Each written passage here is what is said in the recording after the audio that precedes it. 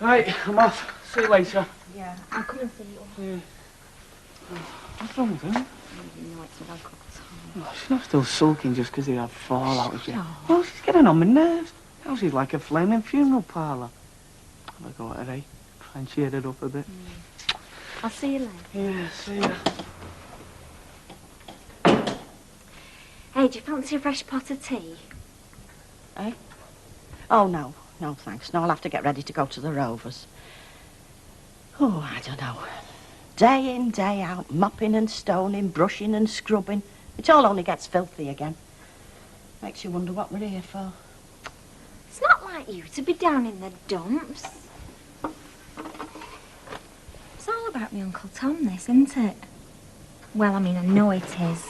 Hey, I'm sure he didn't fall out with you on purpose. No, well, between you and me, I was a bit sharp with him. Said some hard words. I used to do it with Stan, but it was like water off a duck's back to him. He was used to it. Never listened any road. But I think it come as a bit of a surprise to your Uncle Tom. Well, he'll have got over it by now. No. No, I've gone and spoilt things. We had a very nice friendship and all. I bet it's not as bad as that. Hey, he thinks a lot about you, you know. Why don't you give him a tinkle at shop? I bet he'll be there now. He'll have just got back from the market. Hey, go on, give him a bell. Oh, no. No, I couldn't do that, no. No, the woman can't make the first move, you see. A woman can do what she wants nowadays. Oh, well, you can, maybe, but not me. No, I'd feel I was making myself look cheap. Oh, blimey, Mrs. Ogden. This ain't my age group's mixed up. Bring out your dead. It's okay, kid. It's only me. Come dragging you to work. What's so with you? Aren't you feeling so good? I'm feeling like you'd expect, seeing as I'm barred from having aught to do with my own grandson. You are? Well, I thought you were having him round here for his tea last night. I was, wasn't I? Only when Gail arrived, our Brian's girlfriend was here, so Gail got shirty. Oh, I had a row with It's jealousy, you see. Yeah, she still wants you, Brian. Oh, no. They didn't have her out, Vera. Oh, no. It was me that got it in the neck. You see, it's Nicky that Gail's jealous about.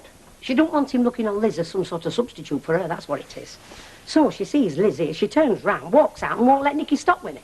Well, she's out of order then. There's no need to take it out on you.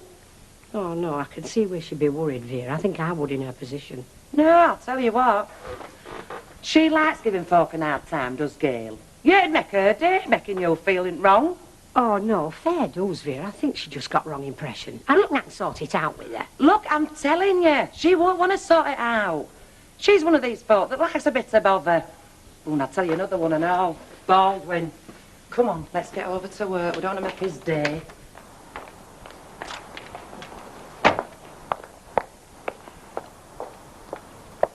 Yeah, Ben? Yes, Lavorda's in there. She'll save you. I expect you're feeling pretty pleased with yourself this morning, aren't you, Alf? Hey? Well, since my dad's dropped out of the election, I should think you're pretty well home and dry. Dropped out, Ken? Well, seeing as it was either that or lose his job, he didn't have much choice, did he? Well, it's news to me, is that? I don't know about that. Yeah, well, I expect your influential friends will fill you in on all the details. I can take Tracy to school if you like. No problem, seeing as I'm not one of the world's workers anymore. No, I'll drop her off. Actually, I'm not sure if I like being a lady of leisure. I think the novelty's worn off. You're not thinking of asking Al for your job back, I hope? Oh, you must be kidding. What, after the strokes he's pulled? Sorry, strings he's pulled, I should say. It was worth packing me job in just for the satisfaction of telling him exactly what I think of him. Yeah, I'd like to do exactly the same with Statham. Trouble is, free speech comes expensive when it costs you your job. I just want to tell you something, Ken. If you had packed your job in, told Statham to get knotted or whatever, and you had lost your job, I wouldn't have moaned at you, honest, I wouldn't. I know. I was always sure of that. You'd have backed me up, wouldn't you? Yeah, but let's face it, love, the job market being what it is, a quixotic gesture at my age carries a high price tag, and you and Tracy would have paid it. I mean, if it'd just been myself to think about, oh, no point talking about ifs, is there? Do you know what really gets me about all this? Alf's won, hasn't he? I mean, He's really fixed you, good and proper. I bet he's strutting about now, preening himself. And that's the way everyone else will see it as well. He's won and you've lost. Yeah, no. I knew that was part of the equation when Statham presented his ultimatum. I can stand it. Dad, you better come quick. There's water everywhere. The bath's flooded That's over. all we need. April caught you, didn't I? You little people fool. You did catch me, you did. And why not? Why not? Everybody else has. Oh. I'll get it. Oh. Hey, thanks for ringing me, love.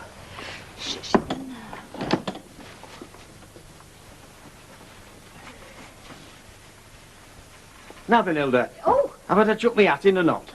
Oh, hello. I'm just going to meet Kevin, Mrs. Ogden. Have a bit of dinner with him. I'll see you later. All right, love. Bye, Uncle Tom. Ta, love. Well, I didn't think I'd see you crawling round here again. Aye, certainly. Look, I've brought you £2 of jerseys there. You can't beat 'em for flavour. Oh, thank you very much. Very partial to new potatoes. Now, listen, Hilda. I know you were a bit sharp with me yesterday. That's all right, because you were a bit upset, weren't you? And I should have spotted that. Oh, no. No, it wasn't your fault. I dare say you think I was just being silly. Being silly, now to sort, you're entitled to be upset. But what I'm saying is, are we going to spoil a very nice friendship over a little tiff? Well, that would be silly, wouldn't it? Well, I think it would, and we'd be a couple of daft apers if we allowed that Phyllis Pierce to throw spanner in works. Oh, well, desperate to get a chap, you see. Aye, well, she's no chance with me, because I am very choosy. So if you'd like to go to that dance this afternoon, only if you'd enjoy it, mind you. Well, it does take you out of yourself, doesn't it? Right, that's settled. Now I'll nip back home and get me glad rags on. I've got plenty of time. Why didn't you put your dancing suit on before you come over? Would I do that, Hilda? Would I take you for granted like that? Come on, kid, I'll buy you a drink. Oh, I'm not going to a pub, Vera. I'm going to go to Gales. I want to get a few things settled. But I think you're wasting your time. Still, suit yourself. Brilliant. 36. So anyway, I thought, well, I'd best get out of the way while the kiss and make up. She's probably putting one of her pot ducks over his head right this very minute. No, it was just dying for him to come round. It's dead romantic. Hey, he brings a little presents from his shop. He bought her a cabbage one, £3 of sprouts the next. Not bad. You don't bring me little presents. No, I will, love. I'll start bringing them home from work. A few spark plugs the first day, fan belt, radiator cap the second. Just have a word with Betty. See if you can talk some sense into her. Why? What's up with her? Well, I keep telling her. She likes dancing. She's no religious objections to meeting fellas. Therefore, she ought to be going to this little dance at Percy Sugden's. Well, who'd want to dance with Percy Sugden? I bet he keeps his cap on. Exactly. Who does want to dance with Percy? Mind you, there must be other blokes at these dances. I mean, then again, if they're still dancing, they're breathing, aren't they? I suppose any bloke's better than none. Now, you see, Vera knows what she's talking about. She's got their jack to prove it. Now, when we finish here this dinner, I want you to go home and get your best frock on. It'll be a bit of fun. There you go. Cheers. Cheers. Not that there's much to cheer about in our house at the moment. Oh, I don't know. King kept his cool and he kept his job, in my opinion. He made the right decision. How can you say that? He's knuckled under to that stupid man Statham, and Alf Roberts as well. Everybody has to knuckle under sometimes, rather, darling. I mean, even if it's only turned into a job 5 days a week that you hate, if you're lucky enough to have a job at all.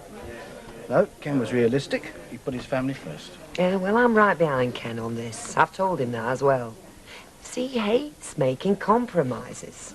He feels pretty bad about it. Everybody has to compromise. I tell you, I wish there was a way that I could make a living the way I wanted to and still have a clear conscience. Didn't know you had a conscience. Of course I had. I get the bank to keep it for me in a lead-lined box. So Alf Roberts this morning said about you feeling pretty pleased with yourself. Yeah, what did he say? He reckoned he didn't know my dad had dropped out. But he had a very smug look on his face. Yes, I'll bet he did. I know that smug look of his. First chance I get, I'm going to wipe it right off his face.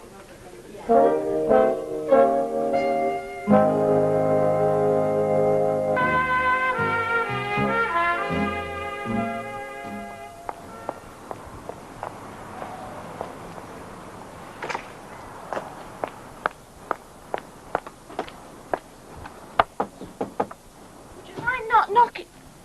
Oh, it's you. I've just put the baby down. Oh, not walk, have I? Well, we're soon here if you have. I've rushed round to me dinner hour. I had to come because... I don't think we've got anything to discuss, Ivy. Now, I'm just about to put a pile of washing in the machine, so if you'll excuse me. Well, give us a chance to explain. Look, you got rung in at sick last night. I mean, Liz only called round for a minute, you know. She seems to call round a lot. Especially when Nicky's going to be there, I notice. She's not like that, honest. Well, she's always there when I call. Like last night. But that was just a coincidence. I mean, I don't encourage you, you know. I wouldn't lie to you, girl. I'm sorry, Ivy. You know how I feel about Nicky and her. So what is it you're saying to me, then? Are you telling me that Nicky can't come round and see me anymore? Because if you are... I'm not having Nicky anywhere near that woman. I don't want him growing up not knowing who his mother is. Now, look, kids can get disturbed easy enough. I don't want him growing up with problems like that. So I can't see my own grandson, is that it? I'm only trying to do what's best for Nicky. Oh, yes. Is that why you made a fool of his father, is it? Is that why you jumped into bed with Ian? Is it just doing your best for Nicky? Is that why his dad left home?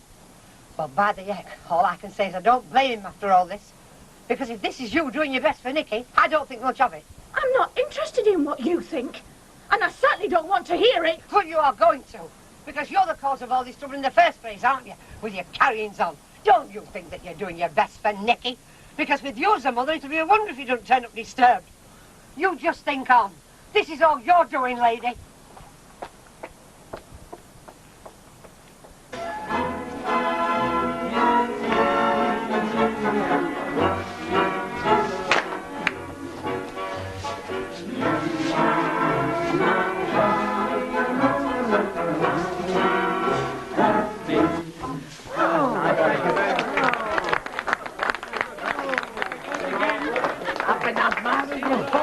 You're a lovely mover. Oh, thank you very much. What we should be doing a proper barn dance. Well, some of us were. What were you doing? Trying to stamp on the back, people? No, I mean one of those progressive barn dances where you like exchange fellas. Hey, Percy, we want a progressive. No, we don't. We want an interval. Right you are, Mrs. Ogden. Ladies and gentlemen. It's too soon for an interval. I'll be the judge of that, Mrs. Pierce. Ladies and gentlemen, we'll have our first interval now. There'll be a second interval at 1700 hours approximately. And thanks to the good offices of Madame Scott and Meladew, refreshments are available. Thank you. Oh, do you know, I could have gone on dancing. I was just getting warmed up. Yes, so I noticed. I noticed you're very fond of that frock and all. You wore it last week. Come on, Tom. Oh, George, go and get us a cup of tea while I go to little girl's room. Ah, Mrs. Turpin, I'd almost given you up. Anyway, better late than never. Yes, well, I have to go home and get changed, you know, after we shut the Rovers. Well worth the effort. What a nice turnout. Thank you. Now, we're all friends here, know most people. Oh, George? You're not know George Daly, I dare say. No, we've not had the pleasure. Mrs. Betty Turpin, Mr. George. How do you do? Pleased to meet you. Now, George, I've got only the one thing to see to, so I'll leave Mrs. Turpin in your good hands. Consider yourself signed for, Mrs. Turpin. Partners one, dancing for the use of. I expect to return in good order at the end of the dance, George. Have a good time. He goes on a bit, our Percy, eh? Still thinks he's in the army. I know he does. Every time he walks into the Legion, somebody shouts, "Attention, stand by your beds." Hey, Percy won't like that, would he? That's the trouble, I think he does. No, I just thought it'd be better all round for everybody if we had a quiet talk. I thought you might have popped into the shop, as a matter of fact. I've been waiting for you all day. Quiet talk about what, Al? Oh, come on, love, you know what about. All this unpleasantness we've been having. What I'm saying is, can we put an end to it? Well, in my opinion, all this unpleasantness, as you call it, has been coming from one direction. Look, you see, you've come here in all good faith to put things straight and you jump down my throat. Now, I understand that Ken is not standing for the election anymore. What do you mean, you understand? Come off it, Alf. It was you pulling strings to put the pressure on Ken. All I did, love, was stand up for myself. I didn't start this fight, you know. Look, let me put my cards on the table. I've been very upset about all this hardy-bardy, you know, and I'd like things to be back where they were. I mean, I've been a very good friend to Ken, you know, and I thought he was for me. And I think very highly of you. And not just as an employee. Well, you know that. Yeah, well, don't expect me to speak for Ken. No, I'll talk to Ken. But right now, I'm talking to you. Now, can we let bygones be bygones? I mean, it's all water under the bridge anyway. I'd like you to come back and work at the shop. Oh, come on, Alf. After everything that's happened. Well, you like the job. I know you do. And I'll be glad to have you back. That's what I'm offering. There'll be plenty of folk glad to jump at that job, you know. Well, you better go then. Give him a chance of jumping. Now, if you don't mind, I'll have a lot to do.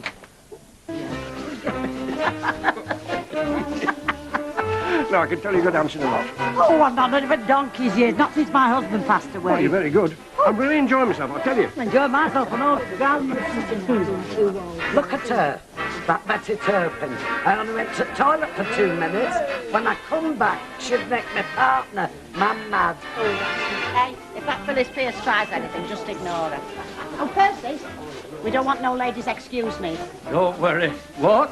I'm not giving Phyllis Pierce a chance of grabbing me. Listen to him, it's you should be after. Only chappy at worth chasing. Oh, thank you. I'll take that as a compliment, Well, it was one, definitely. Oh, stand back, this one's mine. You can do this, Sam. Hey, I only come in here for a warm and a cup of tea. I'll warm you, and if you play your cards right, I'll put 2 lumps of sugar in your tea. By heck, I thought it'd be you. What's your steps, Husband? That was done deliberate. Don't talk rubbish. Blame your partner. You shouldn't be steering him, he should be steering you. You dance your way, I'll dance mine. He can't dance. 2 left feet, that's his trouble. You what? Come on, my dear.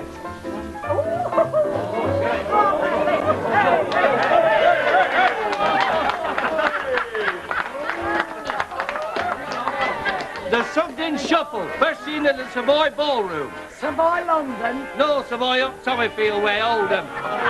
Excuse me, love, I've got some musical duties. Have you flogged them houses of yours yet? Ah, by heck. Well, you must have some brass. I've never seen you in this suit before. Hey, I got it from Oxford. I believe it was a doctor what had it before. Oh, not another interval. Ladies and gentlemen, something very serious is up. Now, a rare and valuable record I had here. The Catering Corps band playing God Save the Queen has gone missing. Well, you can't dance to God Save the Queen. It's not for dancing to, Mrs. Ogden, it's for playing at the end. Oh. No, that record is back here by 6 o'clock, not another word will be said. Now, there's nobody likes a bit of fun more than me. But some things are too sacred for horseplay. But where everybody could hear. Yeah, well, that could be my fault, because I wouldn't let her in the house. You're right, no. I never thought Ivy'd turn on me like that. I mean, I know she was upset because I wouldn't let her have Nicky, but... Oh, she's always had a wicked tongue, Ivy. She's always trying to make trouble for you, if you think about it. Well, she never wanted me to marry him in the first place. Well, maybe she was right. I wish now she had managed to split us up the way she wanted. At least I wouldn't have to go through all this. Oh, lovey, now, come on. It's no good wishing things like that. I mean, you wouldn't wish you hadn't got little Nicky, would you? Our baby Sarah. Of course not. Oh, Ma'am! I could kill her if you said things like that to you. I could, really. She should be ashamed of herself. Well, at least I know what she really thinks of me now. She thinks everything's my fault. I'll be to blame for anything that happens to Nicky. It'll all be my fault. Now, come on, yeah, and you know what the worst thing is, Ma'am? I think she's right. It is my fault. There's not a lot I can tell you. I mean, his name's George Daly, and, well, he's very nice. Good looking. He's not a film star, but, well, he's all right. Is he married or what? Well, I didn't say. Well, I never asked him. Hey, you afternoon dancing crowd. You just don't care, do you? Home wreckers, the lot of you. He's seen him again or what? Oh, give over. I don't know anything about him. We can always find out if he's a mate of Percy. I'm not asking Percy. It's all round Weatherfield that I was chasing his mate. Good point. Good point. Oh, hello. Seen who's just walked in? Oh, I hope he's on his way over. Ken, glad I saw you. I just wanted to say I'm very sorry you're not standing for the election. You're sorry? Yes, I'd have relished a good clean fight, which I'm sure we would have had. You know, no punches pulled in public, but the best of friends, I hope, in private. It was never clean, Alf, not from the word go. Ah, well, that wasn't my doing, was it? Oh, by the way, a bit of information for you.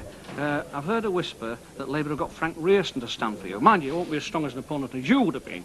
Not in my opinion, like. Now, can I get you a drink? No, thanks. Dearie? No, I'm all right. Well, no hard feelings, anyway. Well, not on my part. My God, the hypocrisy of them. Well, you can see why I wouldn't go back working for him, can't you? Oh, my God, I wish I could have stood in that election and won and wiped that patronising smile off his face. Ken, I've just had an idea. You couldn't stand for the election and keep your job, right? Well, I can't get the sack because I've already sacked myself. So what's wrong with me standing? Might give Alf a fright. No, sorry, daft idea. It was just a thought. No, it's a brilliant idea. You say, nobody can stop you standing. And who's to say a husband can't be a wife's right-hand man?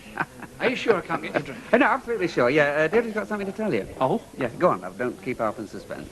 There will be a Barlow standing in the election, Alf. Me. I'm putting up as an independent. Are you having me on? Yeah, far from it, far from it. And like me, she's looking forward to a good, clean fight. I hope you are.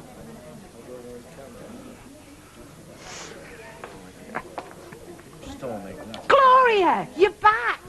Hey, what a sight for sore eyes. Are you all right, though? Yeah, I'm all right. Oh. Oh, it's a marvellous feeling walking back through that door again. Hey, back from Canada then, are you, love? Well, it's obvious she's back from Canada. She hardly be stood there if she wasn't, could she? Nice to see you, love. Thank you, Mr. Sugden. It's nice to be back. We want to hear the lot. Everything that's happened to you. Bye, we're pleased to see you, love. Aren't we, Al? Hey? Oh, yeah, hi. Very thanks, hi. Well, I hope you're pleased with yourself. Hey, you don't come shoving I am your way telling in you there. right now, Ivy, don't you ever again speak to my daughter like you did today. She's in tears after what you said to her. I only said what I should have said a long time since I've been biting my tongue off to keep You things should saying. be ashamed of yourself, picking on a girl who's just had a baby. She's no husband to help her, 2 kids to bring up, and you're slagging her off. Oh, no, I have stood quiet these last few months while you and her have been slagging our Brian. Oh, never mind your Brian. I've held my tongue while you've called him, but I'll tell you something, shall I? I don't blame him after what Gail did to him. You what? She is struggling to bring up 2 kids on her own. He is throwing her a few quid a week, and you are sticking up for him? I don't believe this. She cares for those kids, does Brian? Does he thump? He gives her nothing. He doesn't even give a penny to that new baby. And why should he? He'll see that Nicky's all right, of course he will, but why should he pay to another man's child? Oh, you stupid woman! It's his child, isn't it? And Gail can prove that in court and all if she wants to. Is that Brian? Oh, I wasn't supposed to tell you that, but I have now, haven't I?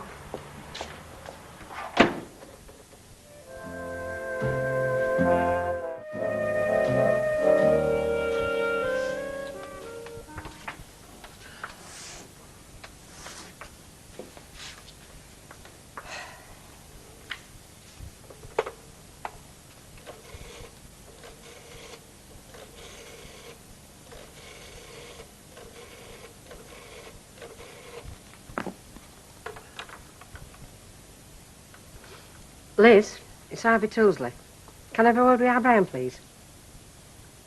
I missed him. Oh, well, I'll get him at work. Bedford? What the heck's he gone down there for? Oh, I see. Well, look, could you get him to give me a ring when he comes in, please? I've been trying to get him since last night. Really? I wouldn't have thought stopping out till 2:30 were exactly the right way of getting yourself fit for an early morning start, but then it's none of my business, is it? Look, just get him to give me a ring when he gets back, will you? Okay, thanks. You said you didn't have any homework. I haven't. Well, what's that then?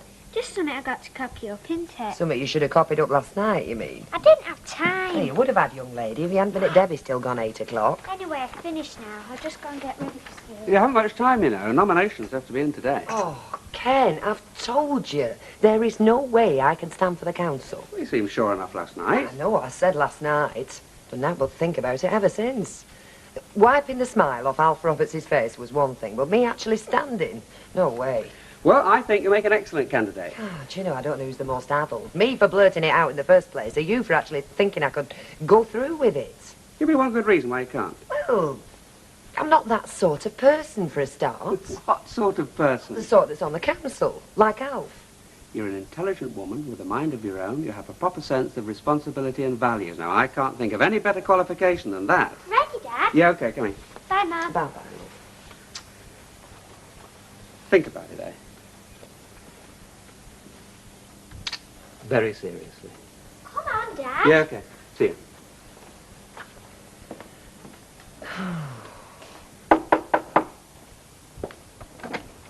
Oh, what do you want? I was hoping to have a quick word. Well, I'm sorry I'm late for work It'll as not it is, take a Audrey. minute. Oh, come in. Why don't you? Look, it's about what I said last night. Yes, I thought it might be. Well, I was just wondering, well, if you'd spoken to Brian yet. As a matter of fact, I haven't. No, not yet. Thank heaven for that. Doesn't mean I'm not going to as soon as I can get hold of him. Look, Ivy, don't you think it would be better for all concerned if we just kept this between ourselves, eh? Gail's going to have a blue fit when she finds out what I've done. She told me not to say a word to her soul. I could have bitten my tongue off. Oh, she did she? Oh. I don't know what your girl thinks she's playing at, but I reckon if our Brian is the father of that child, he's every rat's to know.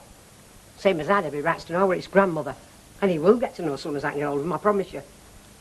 So if you've anything else to say on the subject, you might as well save your breath. £7.60, please, love. Ah, heck, Alf. It was never that much when Deirdre Barlow worked to you. What's that supposed to mean? It was supposed to be a joke. What's up with you? Have you not heard? Heard what? Well, she's only standing for council, isn't she, against me? Deirdre Barlow? And so she reckons I Ken's boss has kiboshed his plans, so she's stepping into the breach. Talk about lambs to the slaughter. Well, I suppose when you think about it, she could do quite well. I mean, there's plenty round here think there aren't enough women on council. There's more to council work than that, love. She'll find out if she goes ahead with it. I mean, when she's up against somebody with a bit of experience, a bit of a track record. I take it you don't rate her chances. I'm telling you, if she goes on with this, she'll end up with more egg on her face. She'll look like a flipping omelette. Is that so? Well, for somebody who's a no-hoper from the start, she's certainly got your blood pressure going, hasn't she? Well, you don't think I'm bothered by her, dear? Look, when it comes to local politics, Deirdre Barlow is in nappies when it comes to an old stager like me. And I thought you'd have known that if anybody did. Oh, I do, Alf. But it's not me you've got to convince, is it? It's the rest of the electorate. See you, Councillor. Right. Hey, hello, love. Oh, I might just as well have stopped here and talked to that flipping fridge. Hey? Ivy flipping Tilsley. Oh, she's told Brian, I take it. No, she hasn't. She hasn't been able to get in touch with him, has she? But she's got plenty to say to him when she does, that's for sure. Oh, what am I going to say to our Gail? She's going to skin me alive when she finds out what I've done. I've got to face her sometime, I suppose. Now where are you going? To see Gail. To tell her about me and my big mouth before she hears it from someone else. You can't do that. Look, I've been rushed on my feet all month. I've got the wholesaler coming with a delivery any minute now. Well, look, I've got to talk to her, Al. Well, give her a ring then. There are some things you can't talk about on the phone. And there's some things you can't do on your own neither, like look after the shop for the next couple of hours. I'm sorry, Audrey, it will have to wait. Oh, sorry, mate. Oh, you daft beggar, you nearly made me jump out of my skin. I'm sorry. Oh, what are you doing back here anyway? Is there something wrong? Oh, no, nothing like that. I was up at the town hall, so I thought I might as well pick this up for you. What is it? It's a nomination paper for the election. You need a proposer, a seconder, and 8 of centres. That's spoken electoral ward. Hang on. I've not said I'll stand yet, have I? Well, what have you got to lose? Yeah, a heck of a lot. Me self-respect for a start. Oh, come on, love. Do you honestly think I'd let you go into this if I thought you were going to make a fool of yourself? Look, Ken, I've told you, it's all right for you. You can cope with this sort of thing. Take it in your stride. And so can you, with me behind you. Look, I've signed it. All you need is 9 other signatures. So you said. Well? Look, I've said I'll think about it. Yeah, well, haven't exactly got all the time in the world. I'm sorry, Ken, but I am not going into something like this unless I'm 100% sure. All right. I've said my piece. You know how I feel about it. Oh, look, I know you mean well, but all this pressure isn't exactly making things easier, believe me. Okay. I'll leave it with you, then. You think about it, right? See you. Bye-bye, love. Got it then? For now, yeah. What's damage? £1.60 to you, cock. Right, love. 2 hot pots. Thanks, Doc. Hey, what's happened to our butties? Waiting for salad to grow, are you? I've only got 1 pair of hands. I mean, you can see how I'm fixed, Vera, love. Yeah, but we do have to be back by 1:30, you know. All right, you're next. I'm not getting them, am I, while I'm standing here arguing the toss with you? Music to your ears, I bet. What, Vera's striking down Betty's logo? You should have said I'd have got you LP for Christmas. No, I mean the sound of that till clattering open and shut. Yes, love. Flo? Hi, Bet. If you've popped in for a chat, cock, you come to bit to West Town. Oh, I'm in no hurry. Good to see you doing so well. For the next half hour or so, at any rate. I'm not the only one by the look of you. Been splashing out at sales, have you? Thought I'd treat myself to a new coat for the summer. Perhaps as well you don't work here no more. Can't have bar staff better dressed than Gaffer, can we? 74, cock. Right, Vera. About time and all. Oh, so how much did we get? Nearly 10 quid. What, for the whole factory? No, just for a mates, like, you know, them who know her. So what are we getting up? Well, I don't know, do I? I've only organised collection. Right, let's be having you. Cheese and chutney. Yeah. Me and all, Vera. Right. Well, this is mine, so that must be yours, So how much did we get then? Eh? collection for Nicola's baby. Nearly 10 quid. Hey. Yeah, I reckon one of us should have a word with her, you know, see what she fancies. Yeah. Husband by all accounts. I thought she was marrying the father. Father, that's the laugh. Hey, I heard it was that lad in packing, you know. Yeah, but which lad in packing? She's not behind door in that one, you know. She knows who Dad is. Don't you fret. Yeah, but will she admit it? There are such things as blood tests, you know. Yeah, but they don't prove nothing, do they? I mean, not definite. Oh, they can help, though. And they can certainly prove if somebody couldn't be the father. It happened to a mate of mine. She'd only had 2 boyfriends, hadn't she? So, once she'd found out who it wasn't, it didn't take a long to pin down who it was, did it? Well, Hey, Vera, don't suppose you bought salt over, did you? fucking heck, Shirley, what did the last one die of? I hope I've not caught you at a bad time. You can stop me ironing any time you like. Thanks very much. Honestly, I could hardly believe my ears when I heard you'd told Alf you'd be standing for council. I mean, you've never even mentioned it before. Well, I had to say something, didn't I? He was so flipping patronising. You're not going ahead with it then, I take it. Well, I hadn't intended doing. You've certainly given him something to think about, that's for sure. He's not the only one either. Sorry? Well, it's given me something to think about and all. I mean, I know I only blurted it out because I was mad at Alf, but Ken seems to think it's a good idea. Ken does? He's been on about nowt else since I opened my big trap. Well, when you think about it, Ken could be right. Don't say he's been getting at you as well. No, of course he hasn't. I'd never thought of you as a potential counsellor, I must admit, but, well, now the thought has been put in my mind. I honestly do think you're just the type of person we need. But it doesn't matter what I think. What's more important is what you think. Yeah, I know. I don't know what to do, honest, I don't. I mean, if you'd asked me last night, I'd have said, no way. But after listening to Ken and thinking about it... Can be quite time-consuming, of course. Well, that's something I'm not going to be short of, is it? I'm going to have to do something, Emily, that's for sure. Otherwise, I'm just going to be stuck here to vegetate. I mean, Ken's got his paper. Tracy's getting more and more independent every day. I suppose I will get another job eventually, but... Well, I don't think that's the complete answer. It's not easy to explain, but... Well, I just feel as if I should be doing something with my life. Does that sound daft to you? No, of course it doesn't. And if you do decide to go ahead, you know you can count on my wholehearted support. Oh, timely. Personally, I think you'll make an ideal candidate. But, like I said, it's not my decision, is it? Or Ken's, or anybody else's. It's what you want that matters. Yeah, I know.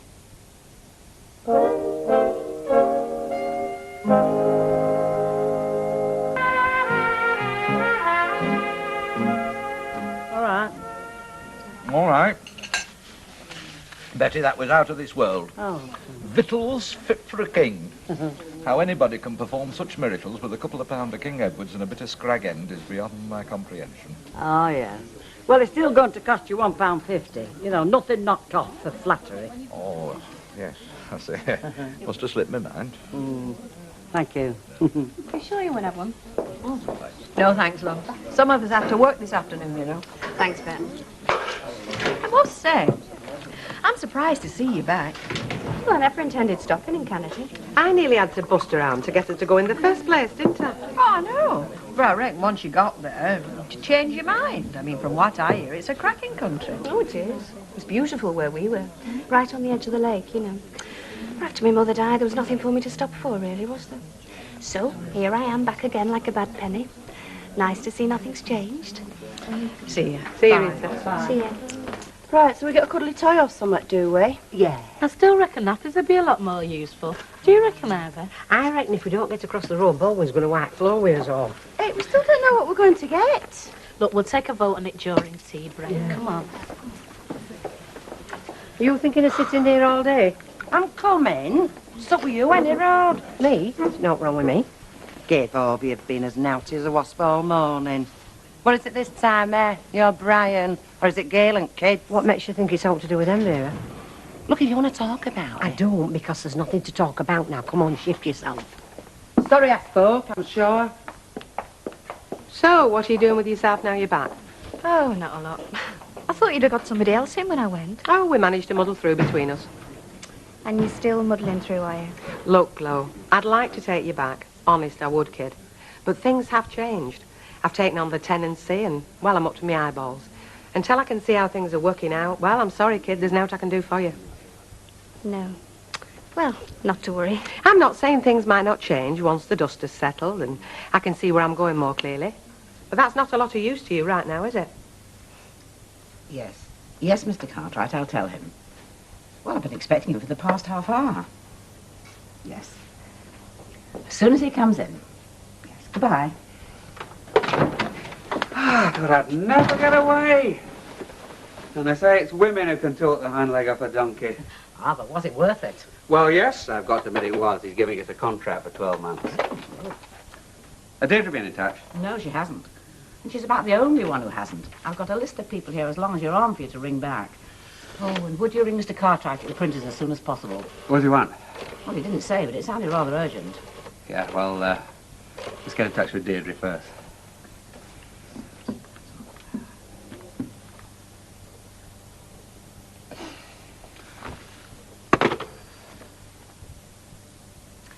I'm sorry to keep on at you, but Mr. Cartwright did sound rather agitated about something. Oh, yeah, well, all right, thanks, Janet.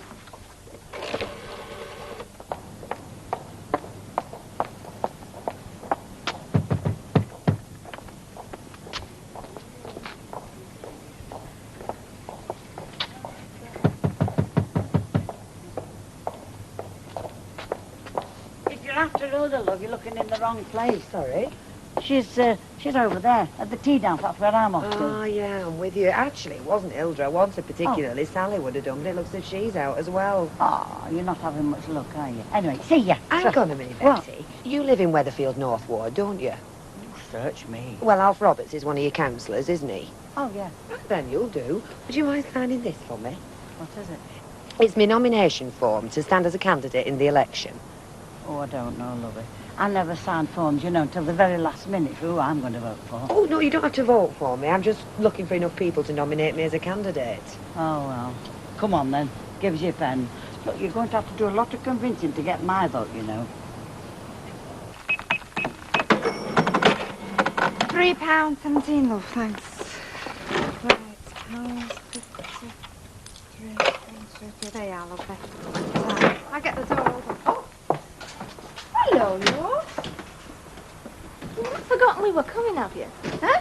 Me and Sarah to us tea. You invited us last week when I said Nicky was going to a party. Of course. Oh, I'm sorry, love, honest I am. On your own, are you?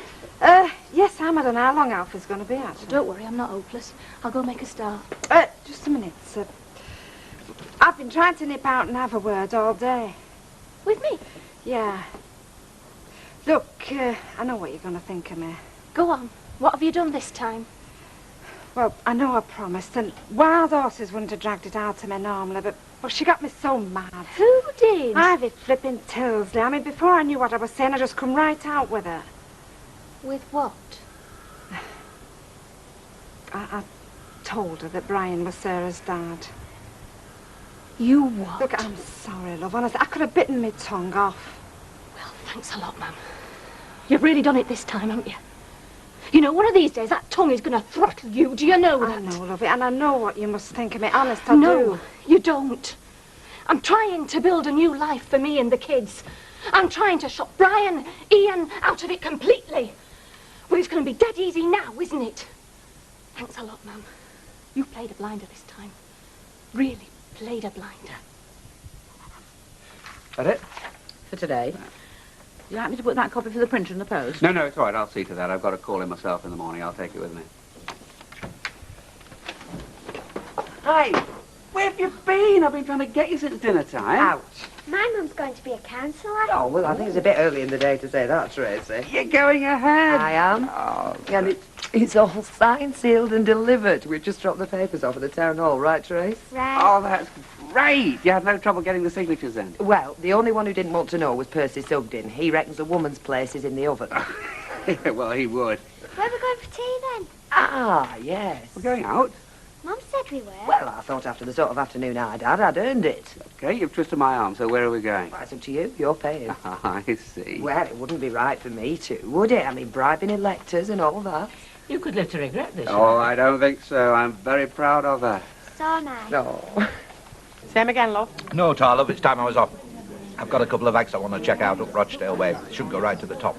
I want to get there early. I'll see you. See you, Alex. Oh, by the way, if anybody rings me... Rings you? Yes, I've given one or two of my closer, more trusted colleagues this number. In case of emergencies. I hope you don't mind. Why should I flip in mind? I'm only the tenant. Yeah. Well, if anybody does ring, tell them I'll give them a bell tomorrow, will you? Oi, if they keep the sort of hours that you do, I should be telling them a damn sight more than that, I can tell you. Ta, Ben. See you. See you then. Yes, Vera, 20 fags. Here, what's this I've been hearing about that mate of yours? Mavis? No, Deirdre Barlow. Standing for council, so I heard. Yeah, I think she'll make a very good counsellor, Vera. Yeah, but what's in it for her and that husband of hers? Nobody does out for now in this world. I can assure you, Vera, that there's nothing in it for Deirdre or Ken except a lot of hard work for which she'll get no thanks whatsoever. Of that you can be sure. But they're all the same, aren't they? Promise you earth before election day, then once they're in, who do they think of first? Number one, all still. I take it you won't be back in Deirdre's campaign then, Vera? You're dead right, I won't. Well, at least that's one thing Deirdre's got going for her, at any rate. Fancy taking the weight off your feet?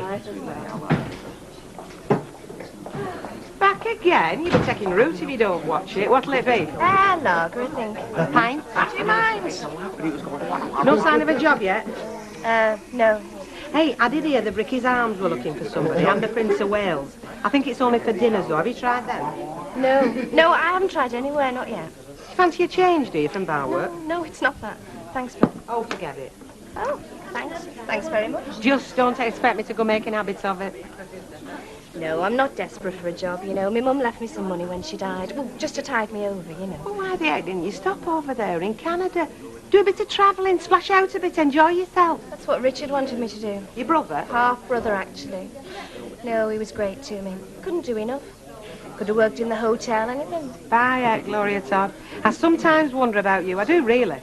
Bet it wasn't me. I just wanted to get back home, back to my mates. And as soon as I walked through that door, I knew I'd done the right thing. I know it sounds daft, but just the way I am, I suppose. Yeah. I'm just sorry I can't do out for you about a job like, but you know how fix love. Look, I've told you, I'm not desperate. And like you say, when the dust settles, things might look a bit different. So I'm quite happy to just hang around and see what happens. Wouldn't be the same working anywhere else, you know. Cheers. Right, there you are. And don't be so rough on it tonight. I can't help it, can I? Come on then, off you go. Good night. No, love. Mwah. I'll get it. What you doing? Well, I thought it might be an idea to see where your ward begins and ends for a start. Oh, good thinking. See you, Mum. Oh, who is it? Didn't say. Good night. That All right. Deirdre Barlow.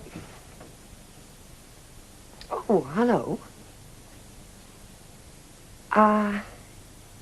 Yes, that's right. With me? Well, yeah, I suppose that'd be all right. Tomorrow,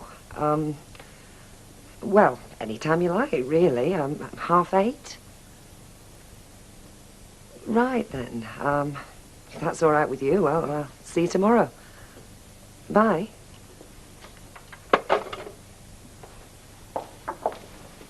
How was the Gazette? Quick off the mark. They want to come round and interview me at 8:30 in the morning. They want to put a piece in tomorrow's paper. That's great. Great. Yeah, you couldn't get off to a better start. Stay with Plus and meet Sam's new girlfriend. Daphne doesn't like her. Do you reckon Daphne's just a teensy-weensy bit jealous? Yep. 3 up, 2 down. No, they Next. won't. You may not know how to handle them, but I certainly do. And by the time I finish with you, you'll have them eating out of your hand. Yeah, well, if you could just give me a few pointers before tomorrow morning. Tomorrow morning is just the start. For the next month, your feet aren't going to touch the ground, I promise you.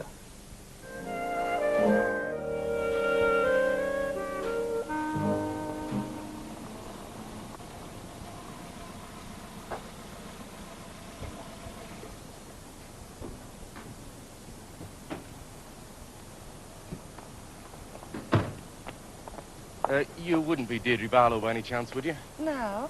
Then can you tell me where she lives? I'm supposed to be taking a picture. Oh, take one of me, kid. I'm a lot better looking. Yeah, but are you standing for council? I'm a hecker's lad. Well, then I'm afraid it'll have to be Deirdre Barlow. Well, she lives at number 1, but she works in corner shop. So if you don't find her in one place, you'll find her in t'other. Thanks, love. Right. Oh, hey, what am I saying? No, she will be in. Because she don't work in corner shop anymore. No, she had a bit of a bust-up with a bloke that runs it. On account of he's a counsellor, you see, and she's standing against him. Oh, is he now? Yeah. So it's number 1 I want. This way. Thanks, love. Hey, I don't know. Hey? Hiya. Oh, sorry. He won't be in tonight, though, will he?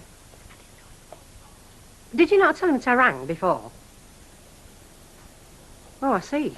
Well, he must have been tired if he couldn't manage to lift a telephone. No, thank you. I'll get him at the garage later. He will be there, do you think? Oh, good. Sure.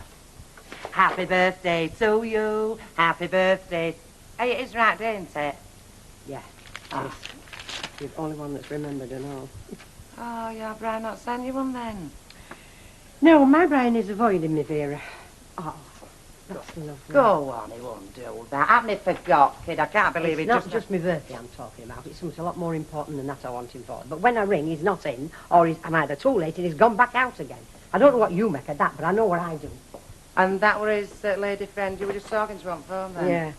Well, that's it then. Happen your messages aren't getting through to him? Oh, I will get through, though. Don't you worry. Hey, Deirdre Barlow's having a picture in the newspaper. Is she? Well, are you going to ask me how I know then? What do you think about your mum standing for the council? I hope she wins. Are you going to help her? Hey, Couldn't resist it. you're not supposed to be photographing me. Right, well, better get you off to school then, so you're grabbing the limelight. Oh, can't I stay and listen? You can read it tonight like everybody else. It will be tonight, will I'd it? be in bother if it's not. Anybody take sugar? Not for me. Oh, 2, please, love. Right. You going to be all right? Yes, I am. Bye-bye, Lou. Bye. Bye. See you later. Right. Come on, Oliver. So, it's none and 2. Please.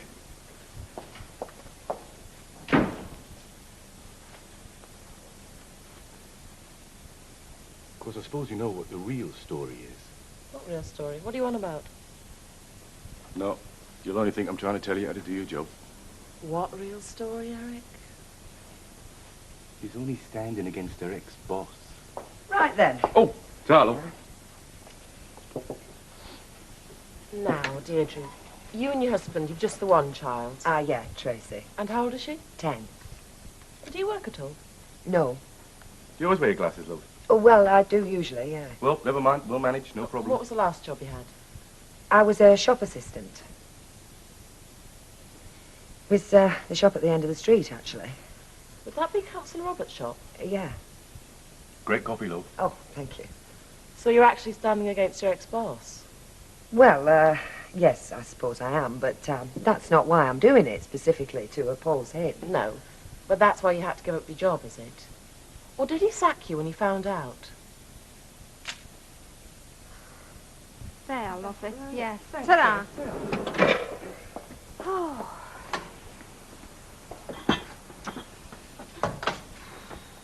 Well, I suppose she'd have let us know if aught had happened. Eh? Our Gail. Oh. I mean, I can't believe that Ivy hasn't been on the phone to their precious Brian by now. Well, you know, in a way, that could be the best thing that could happen. Because then him and Gail could sort things out between them, give other people a chance to get on with their own lives. What's that supposed to mean? It just means, love, that surely we should be able to go out together, you know, do our own thing, you know, enjoy our pleasures, instead of this endless bickering that seems to go on morning, noon and night. I see. So you expect me to turn my back on my daughter, do you? Turn my back on my grandchildren? I just didn't because say that. Morning. Everybody happy? Not so bad. Well, I think this better weather helps, don't you? I mean, it cheers you up just to see a bit of sunshine in your backyard. Got any holidays planned yet? No, not yet. No, I think we should do, though. Hey, one of us could nip out this afternoon and get a few more brochures. What do you say? Yeah, if you like. Right, $3.55, please. Well, I think we deserve it. I'm sure you do. When you're that worn out ploughing through all them brochures, you're going to need a holiday. Thanks very much. There. Well, I hope you weren't serious About what? about us tootling off to foreign parts and leaving Gail to cope all on her own. For crying out loud. Oh, you mean taking her and the children with us? Well, I wouldn't mind that. But I mean, if you mean just the two of us, I'm sorry, you'll have to go on your own. Well, why don't I do that? Why don't I go to Timbuktu on my own? Because nobody would notice. Be sure to send us a postcard, won't you? You know, there's a general misconception among some folk in the licence trade. General who? Misconception. Is he in the same regiment as Major Roadworks? Look, I'm trying to tell you something, if you'll just listen. Sorry. There is a general misconception that it's only food what brings people into pubs at dinner time. And you'd know different, I suppose. Well, I'm not saying it's not wise to lay a bit of grub on, of course not. But, I mean, it's atmosphere as much as anything, isn't it? And staff. Female staff in particular. I've never been right good at riddles, Alec. If I were you, I'd get rid of old Mother Ruppert over there and give Gloria her job back. Oh, you would you? Wouldn't think twice. Yes, well, old Mother Betty, let's call her Betty, shall we, is not only a good cook, she's a long-standing employee and a very, very good mate of mine. So sack her nicely. Tell her as how you please with her many years of service. All that claptrap, there's no need to be nasty about it. Well, I mean, I'd like to have Gloria back. Of course I would. I'm just not sure I could afford her. Just told you how you can manage that. I was not interrupting anything, lovey. Betty. Hello. Of course you're not, Betty, love. Only this is owed me for shopping, when it's convenient. Oh, you take it now, love, out of the till. Okay. And that's another thing. She is as honest as the day's long. That's another thing not to be sneezed at. Oh, I'm only offering you my advice. You're quite entitled to ignore it. Oh, I'm very pleased about that. It is my pub when all's said and done. I haven't forgotten that. But then I'm hardly likely to, am I? Well, how'd it go? Oh, the interview? Yeah. Oh, okay. Got in all the points you wanted? You mean all the points you wanted me to get in? Well, all the ones we'd agreed on. Yes. Yeah, I hadn't thought about the tea, though. I didn't know it had got to this time. Well, he took the Rovers. I mean, Margaret Thatcher doesn't have to cook her own dinner every day. Why should you? Yeah, all right. Let me just finish these. And they got a good picture, did they? Yeah, about a dozen. I felt like... Well, I didn't feel like me, I can tell you that. Oh, you'll get used to it. Look, Ken, they managed to worm it out of me that I used to work for Alf and that I had to give up my job because of this council business. So? It makes it all so personal. I mean, I don't want to make some big story out of it. But that's what it's all about, love. Publicity. Come on, that should have been the first thing you told them. More fool us for not thinking about it. What's Alf going to think? Oh, don't lose any sleep over Alf. I mean, look what he did to scupper me standing. No, let's hope it's front page, banner headlines. Oh, don't. Hey, listen, you lot, I'll see you later. I want to make a phone call. Oh, don't say you're not coming for a drink on your birthday. I'm in the Rover. This is private, Shirley. I'll catch up with you later. That means you won't. I know you when you say it like that. I don't have to drink with you here. I don't care what day it is. Oh, well, let's not fall out over it. All right, then be like that. Hey, why don't we have a bit of a do tonight? I'll be glad for an excuse to get out. Well, it suits me, yeah? So will you come if we have a get-together tonight, then? Oh, go on. I might manage an hour or two. All right. Do you know she's going to end up a right hermit if we don't watch her?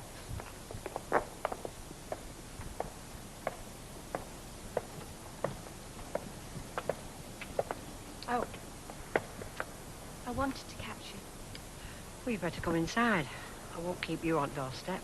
Never mind that you get me stood on yours.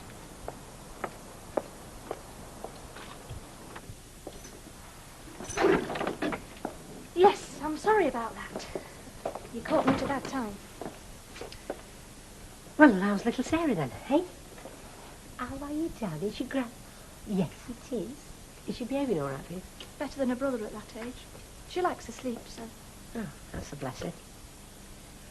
How are you then, oh, she look lovely. Aren't you a little darling? You know why I'm here? Do I? I know Audrey's told you that Brian is Sarah's father, and I've been waiting to hear from him ever since, and I haven't. Not a word. I wondered if that was because you hadn't told him. I haven't. As a matter of fact, not yet. Oh. Not been but one to try. Nobody's been away, hasn't he? So you've known that he was Sarah's father right since the hospital, then? Yes. Ian's blood group meant that no way could it have been him. Well, why then, Gail? Why? Why keep it a secret? Cracky, I thought you'd have jumped at chance of letting our Brian know how wrong he was. I was wrong as well, Ivy. I thought it was Ian. But now that you know different... I didn't want to complicate things. How much more complicated can things get? Brian left me because of what happened with Ian. Sarah being his doesn't change that. In fact, what would I do if Brian came to me and said he wanted to try again? But that'd be wonderful. But I wouldn't know why. Would it be because of what he felt about me? Or because he'd found out about Sarah? Would it matter? Yes. Oh, yes. And now I can never be sure. Which is why I thought, leave things as they are. Don't tell him. Which is why I'd still like things left as they are. You're asking a lot, Gail. I know I am. Well, I don't know. I'll have to think about it. Yeah. And while I think about it, happy birthday. I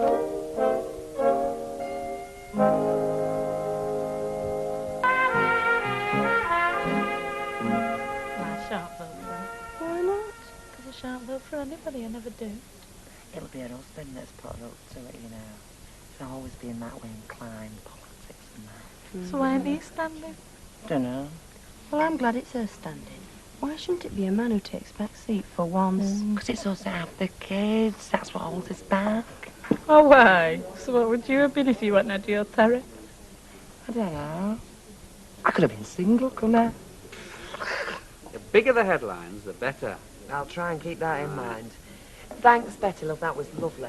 Compliments to the chef. Nice to be appreciated. I shall be at home in good time this afternoon. I've got an easy time as well. Lucky for some. Hello. Hello. Well, I'm glad about that. About what? Alec Gilroy. He's not here. That's what I'm glad about. I'll have a vodka and tonic there, please. Betty, vodka and tonic for Rita. No, from what I've heard, he's more or less turned himself into a permanent fixture in here. He is one of our more regular customers. Well, I suppose that's one of the drawbacks with your business, isn't it? I mean, you can't pick and choose who's going to be stood at this side at bar. Rita, we're just grateful when somebody is. Well, you're playing a blinder with this food, Bettykins. Everybody's saying it. Well, I'm doing my best. I can't do more than that, love. You are doing more than that, aren't you? What with your grub?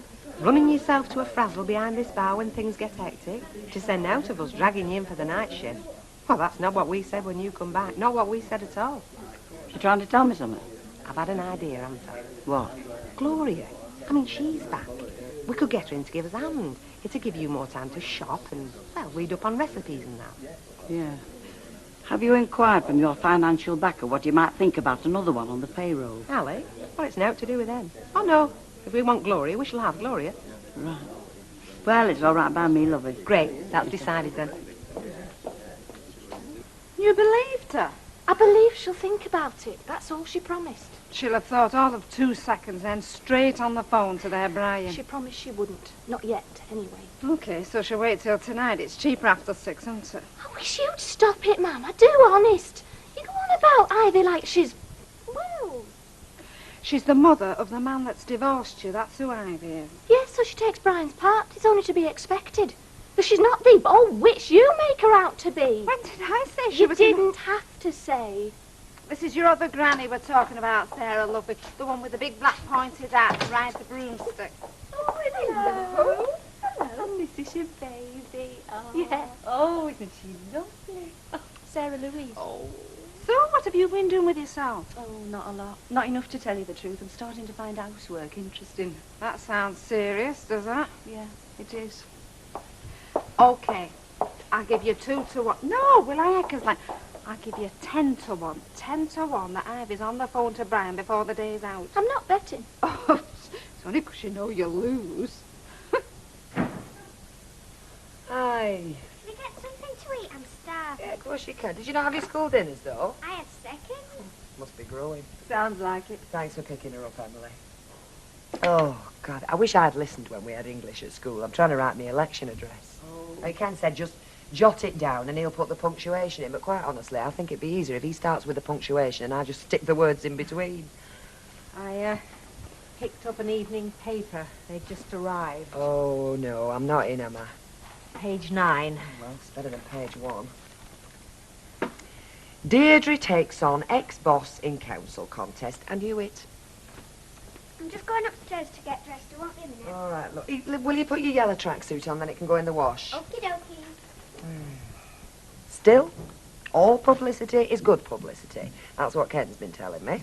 So that's one way of looking at it. And I haven't got to worry about Alf Roberts' feelings because he's been in politics long enough and he's used to it. That's something else Ken's been telling me. It's a good picture of you. Oh, do you think so? We should have left my glasses off now. Oh, anyway, Emily, if I'm going to do this election thing properly, then I've just got to get a bit more thick-skinned about it, right? Well, yes, I And suppose. I've just got to get used to this sort of thing. And I've got to get used to going up to people and saying, don't support Alf Roberts, support me instead. You have? So I'll get a bit of practice in and start off with you. Will you help me with all this? I mean, you know, sticking leaflets through doors and all that. Please. Why not? Yes, of course I will. Oh, thank you. Because I am going to need some help. I mean, Ken's there, of course he is, but I don't think he realises how new all this is to me. Sure you don't mind? No, no, you get off. Shan't be long myself. Right, I'll be on my way then. Tell your wife I wish her the best of luck. I think that's a very good article, by the way. So do I. Oh, Mr. Stainham, I'm just going, and unless... Don't let me stop you. Oh, right.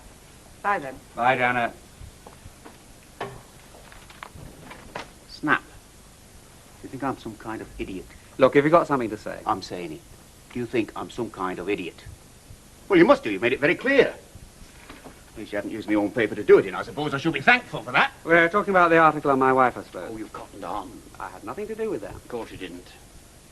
I suppose you didn't have anything to do with your wife standing either. Pure coincidence, was it?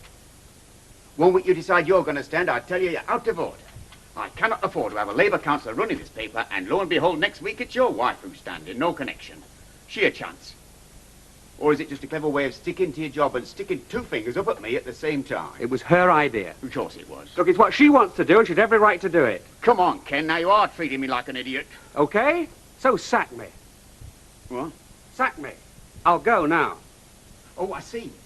And tomorrow's headline will be about me, will it? You've done a good hatchet job on this, Roberts fella. I'll be next, will I? No. Ah, thought we got on. I did, honestly. Suddenly it's dirty tricks time. Nail Statham to the wall time. Look, my wife wants to stand for the council. 'Cause you put her up to it. No! But I will support her. Of course I will. Not through my paper, you won't. Now, look, I gave way to you once, which perhaps I shouldn't have done, I don't know, but I'm not giving way again. You might, just might, have some say over my political activity, but as far as my wife is concerned, you have absolutely no say at all. She's standing as your substitute. She's not standing as my substitute. She's standing in her own right. As an independent. She'll be standing against the Labour candidate.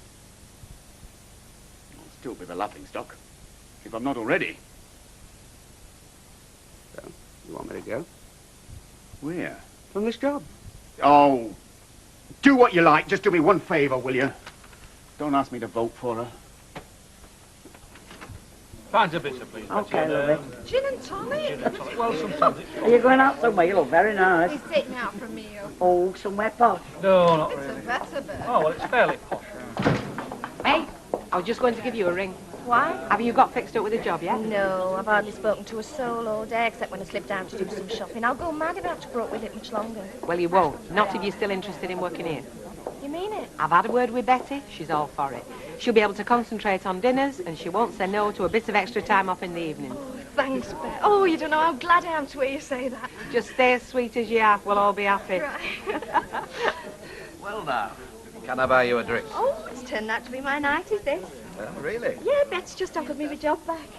Has she now? So, yeah. Well, I'm very glad to hear that. Oh, just an idea I had. It came out of nowhere. And then Betty was all in favour of it. Oh, so Gloria isn't replacing anybody then? You don't want to replace anybody, do you, Cop? No. No, she isn't. See? Well, I just hope you don't find yourself overstuffed. No chance. Weren't you offering to buy Glow a drink? Oh, yes, yes. Lager, please. Lager, and better make mine a very large Irish. You see, Alec, I'm rushed off my feet already. I mean, did I sack her or didn't I? No. No, but reading that paper, you get the impression that I'd given her the push the minute I found out she was up against me. I mean, just flicking through, that's the impression you get. Probably. And I've trusted her all these years, it just shows you. Anyway, forewarned is forearmed. Two can play them games. Yeah. I mean, the way it reads, it makes me out some sort of a monster. Ow. What? I know you're going to Timbuktu on your own. Do you want to go for this meal on your own? And no. I mean, if you're going to go on about Deirdre all night, I think you better aren't. Well, I just thought you might be interested. Interested, yes, but not obsessed. But she's got you are by the sound of it. Oh, no sign of Ivy yet? No. Oh, I should have called down for her, you know. I tell you, where she's getting lately, you need wild horses to drag her out of that house. Oh, well, she's had her problems, hasn't she? I mean, more than a fair share. Yeah, but the longer she's left alone with them, the more she feels sorry for herself. Look, I'll get myself a drink, kid, and then we'll give her 10 minutes. 10 minutes, and then we'll go down there, drag her out of that house, whether she likes it or not. Statham arrived, did a sort of war dance. You'd seen the article. Yeah, he said I'd put you up for it and all that. But it's all hot air, it's not going to do anything about it. It frightens me a bit, you know, Ken. What, Statham down? No, I mean the whole thing. You're standing for public office, love. You're going to have to get used to it. Yep. You're not beginning to regret it, are you? I nearly did this afternoon when I first saw the article. And then I thought, no, it's what you want to do. It's just like taking on a new life. It's just taking a bit of getting used to. But I will. Oh, I'm coming. Oh, Gail. Oh, come in. Are you all right? Is everything all right? I mean, there's nothing wrong with kiddies, is there? No, fine. Pauline's with them. Sarah Louise is flat out. And I shan't be long before I'm that way myself. But I can't without knowing. Are you going to tell Brian, or aren't you? I am, yes. It's not because I haven't thought of what you said to me, Gail, but I can't keep a secret like that from my own son. Not and be at ease with your conscience. Fair enough. Anyway, I'm just going up road with here and one or two others, and then I thought I'd either try ringing Brian again, or if I can't get him on that blooming phone, well, I'll have to go round to this flat of theirs. But I will find him one way or another. I'm sure you will. I will try and explain some of the things you've said to me, Gail, about the reason you haven't told him. And I shan't make out that I think it's something terrible you've done because, well, I don't think it is, not now. Well, will you do me a favour then, Ivy? Will you let me tell him? Oh, I will tell him. You needn't worry about that. When, though? Tomorrow, whenever I can. I think it's only right that I tell him, don't you?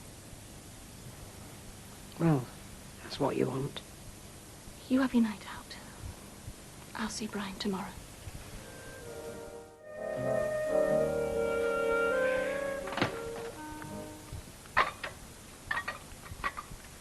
Morning, Councillor. How do, Percy? I hope I was correct in my mode of address. Eh? Calling you councillor, I mean, technically, it's all back in melting pot, isn't it? Well, not till Pauline Day. That's a month away yet. Well, you've not to worry about it. You've no competition, have you?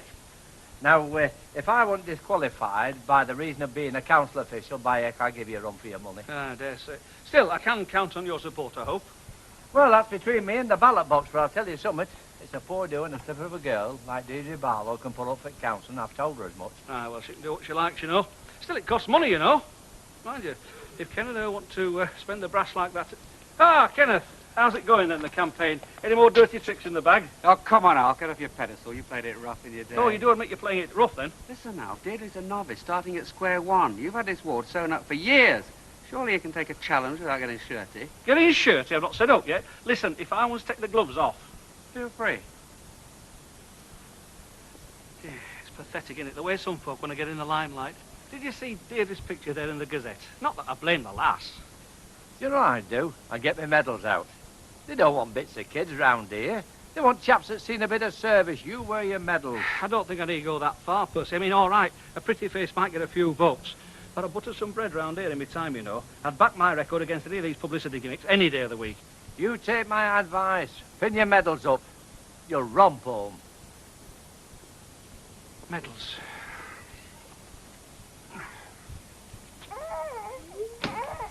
Mum? Hello? Where's Mum? Back, is she? No, she's at work. She rang. She said she was taking the day off. Would I give her a lift into town? It was a fib.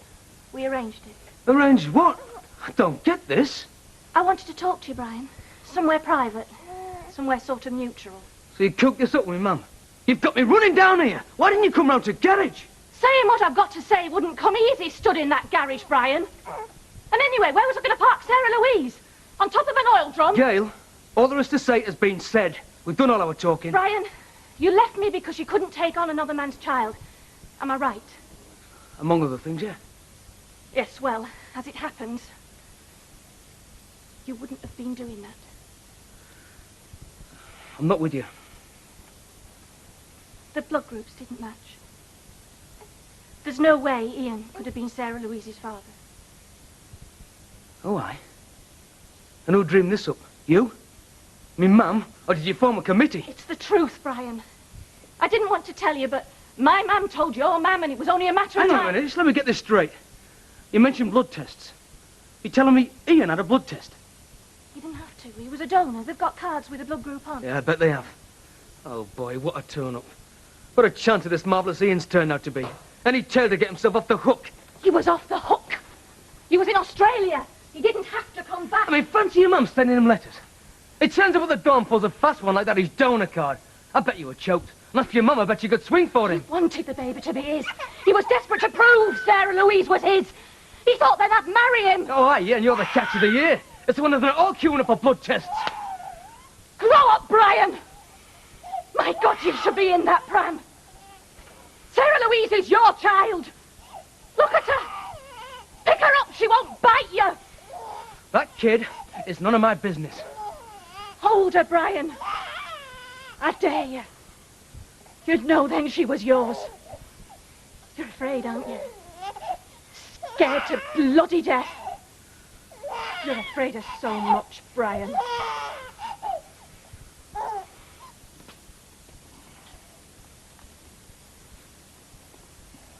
Oh, so here's where you hide yourself, is it? Hide myself? What are you raving on about? I'll keep that animal on its lead. I don't want my clean floors messing up. Just watch yourself.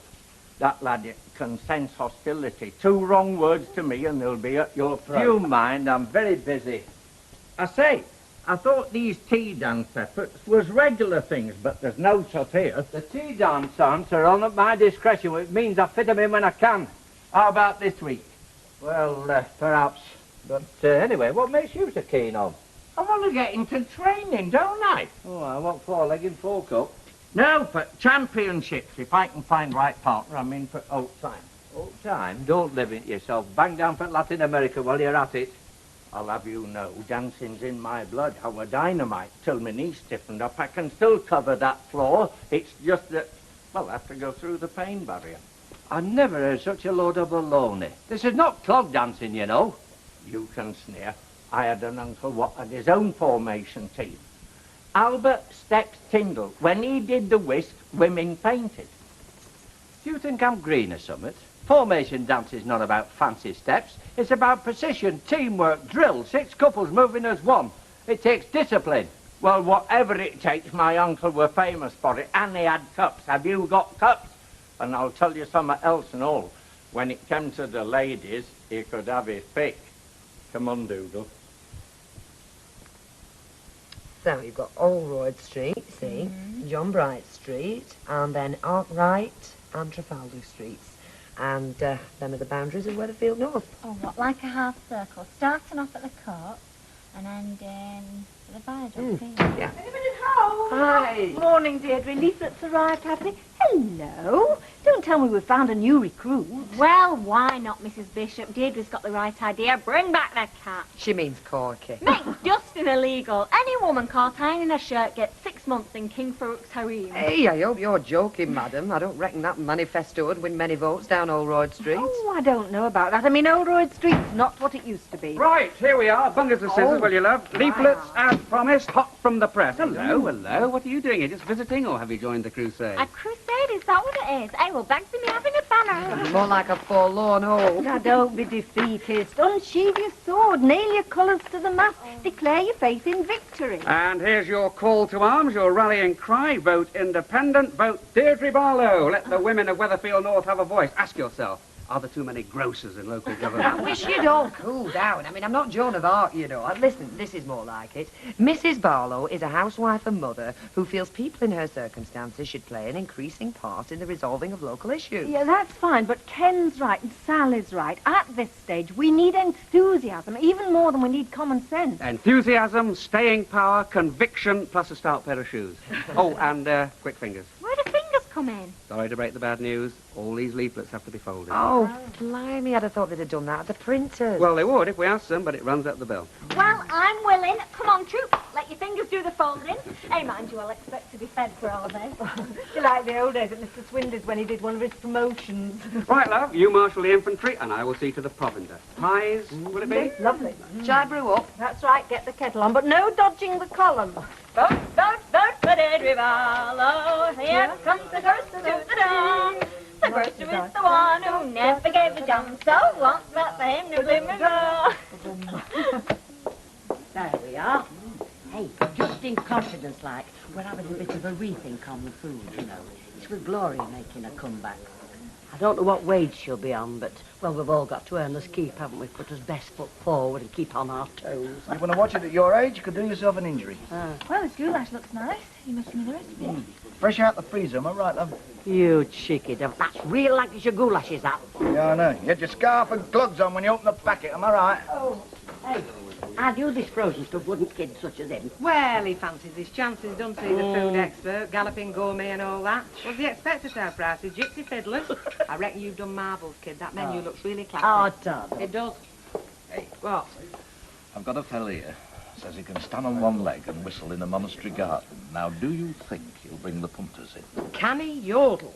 If he can yodel, you book him and send him to see me. Yodeling's a dying art, bet. Well, I've heard it keeps fellas young, Alec. Give us a large Irish gorgeous, will you? And make it half a bitter in a fancy glass for the client. You know, I reckon them Canadian Mounties slipped up letting you leave the country. I like them hats they wear, but I don't give them any marks for talent spotting.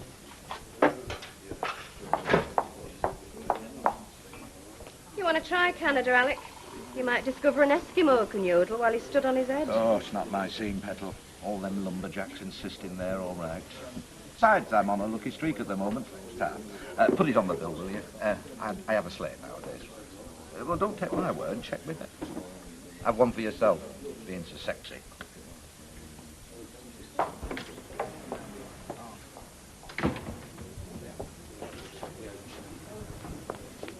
There you are.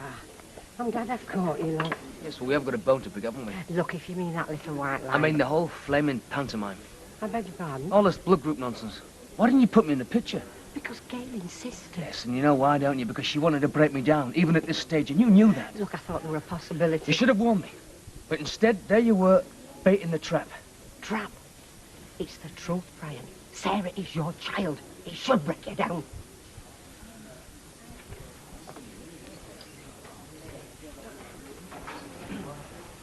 Hello, I've been knocking your door down. Half a bitter, Betty, please, and another light ale for Mrs. Ogden while we're at it. Blimey, won the polls, have you? No, but I've been studying form. Oh, why? Got any good bankers for the treble chance? Look, ladies, haven't you taken my current brainwave, the afternoon dance has now but a frivolity. Afternoon, what? Is he being filthy? But unbeknownst to all but myself, you have a serious purpose. Come on, cut the cackle before we bust our suspenders. I've been assessing potential, looking at body movements, coupling man with woman, woman with man. Cotton wool earplugs, man the lifeboat, Sugden's finally snapped. Right, the F, this had better be decent. No, hear me out. As I said, I've been studying form, and I've seen competition material. You know, red-hot movers, dancers that could take the Weatherfield Championships by storm. You're kidding us, aren't you? No, I'm serious, but it'd have to be a team effort, old-time style, like 6 couples dancing as one. Oh, you mean like a formation team? Got it in one, Mrs. Ogden. A tightly drilled squad of precision movers, and I've even got a name. The not-so-young generation. The Percy Sugden Old-Time Formation Dance Ensemble.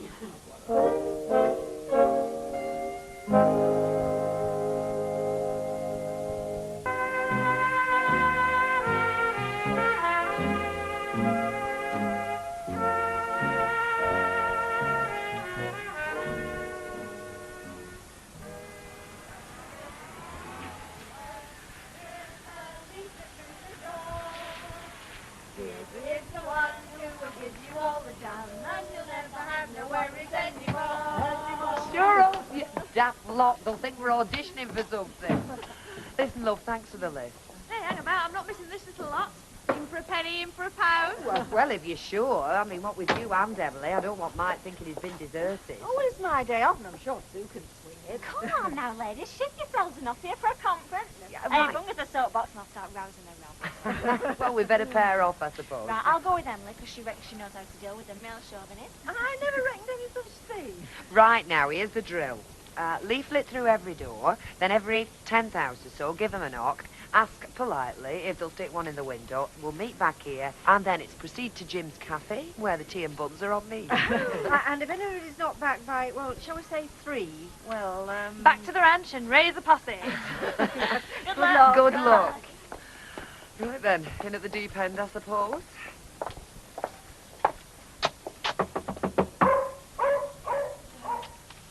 right, you got a bone in your handbag. I'm not shopping, I'll make no bones about it. I'm recruiting. Why, somebody started a war? Well, to be more exact, I'm getting a team up, a formation dancing team. And I thought of you and your missus right off.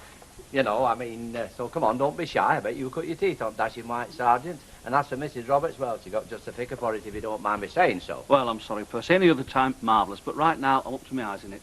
Now, here's the young lady you should be asking. She cut her teeth at the sale Locarno. Am I right, love? Yes, yeah, that. Do you know, I got chucked out for jiving. If you're looking for names for this here team, look no further. Sorry, Mrs. Pierce, I'm looking for dancers of calibre. This is for championship. So what? That doesn't rule me out. Hey, I want to stick Viennese waltz at Tower. Because you didn't fall off.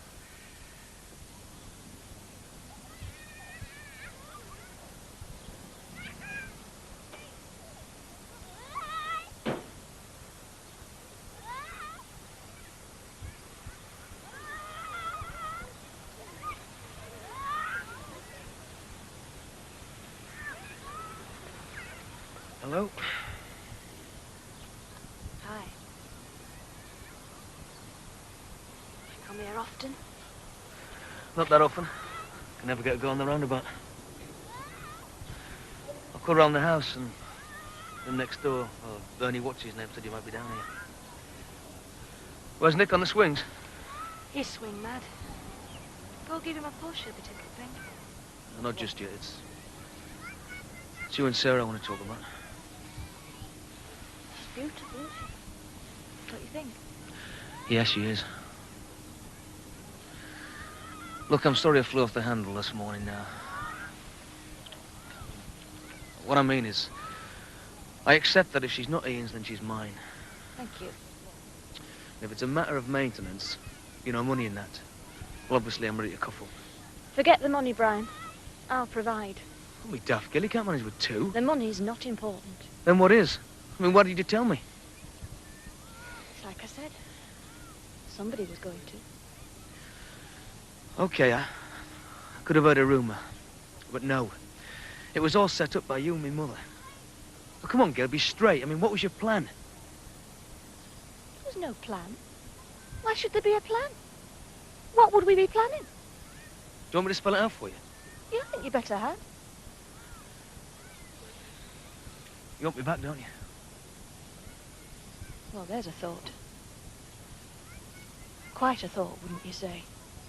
I'd say. We divorced, Brian. I was unfaithful and you divorced me. Fair enough. But now he's Sarah. Sarah Louise.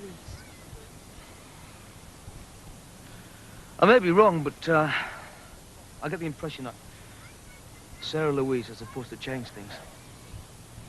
But can she, Gail? I mean, at this stage, can we really get back together again? No, we couldn't. There was no plan, Brian.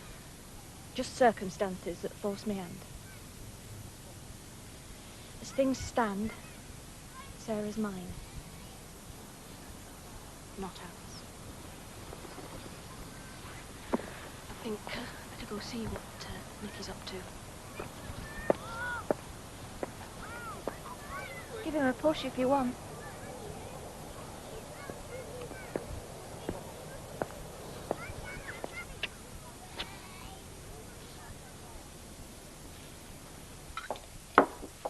Mum, if you get on council, will you still live here? No, I think I'll move to number 10 Downing Street. My friend at school, Kristen Bagstock, her father's on council. The council. I thought you wanted to be a newsreader. Anyway, she says that her father lives at the town hall. Mum says he might as well be married to it. Right then, I'll look forward to that. Thanks very much for the invite.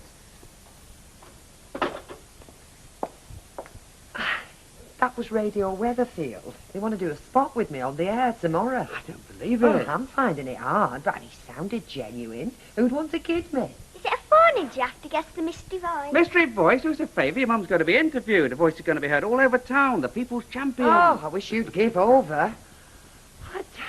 I just didn't expect this sort of attention. Well, I suppose it's fairly routine. I should imagine they give all the candidates a spot.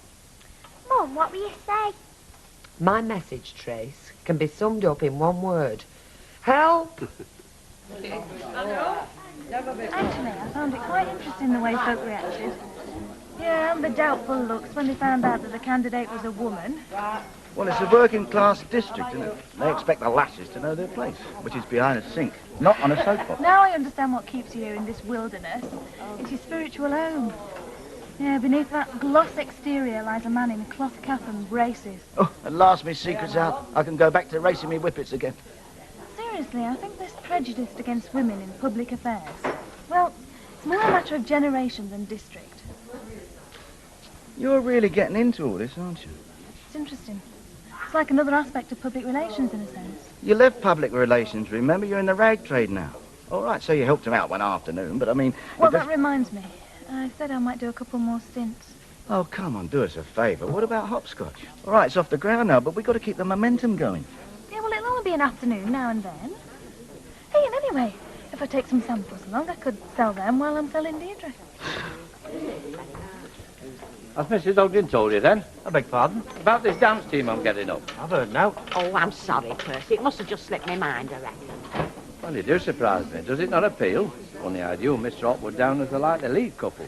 Yeah, well, I won't say we don't enjoy our dancing, but, well, Tom has got a business to run, you know, and you were talking about entering competitions. Well, that was the aim, but strictly local for starters, you know. Oh, come off it, Percy. I mean, I like a trot-round room. There's nothing nicer. For the right partner. But, you know, these couples that enter for these competitions, I mean, they don't dance, they float. Tom's right, Percy. If you want your name to go down to posterity, love, I reckon you should try something else. Percy Sugden Girl Pipers.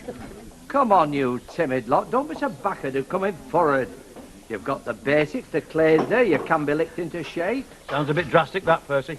Well, we'll have to be organised. I mean, there'll have to be leadership. We could use the squad system. Start off with around a dozen couples in training and eventually I'll whittle it down to the hardcore. Oh, I see. And you'd be in charge, like? Well, it's bound to be, isn't it? Well, there has to be leadership. I mean, if that's to get done, why do folks always kick against leadership? It's a natural quality that some of us happen to have. I'll tell you something, Percy. Last time I heard anybody talk like you, it was on Barrack Square. Hey, Hilda, do you want another one here, or do you fancy a walk down to Bowling Green? Oh, Bowling Green would be champion. Okay, come on. Look, Percy, I'm sorry, but, I mean, if Tom had been keen, perhaps, but seeing as he's not, well, I'll be seeing you, it's all right. Oh, okay. Never mind, you still have me twinkle toes. Fish not biting, Percy. It's a pity I'm all tied up, else me and Alec might have fancied our chances. I once had what you might call a dance with Alec. His feet don't move a lot, but his hands do a tango. Hey, they're calling a new dance after him. That Gilroy chap, the creep.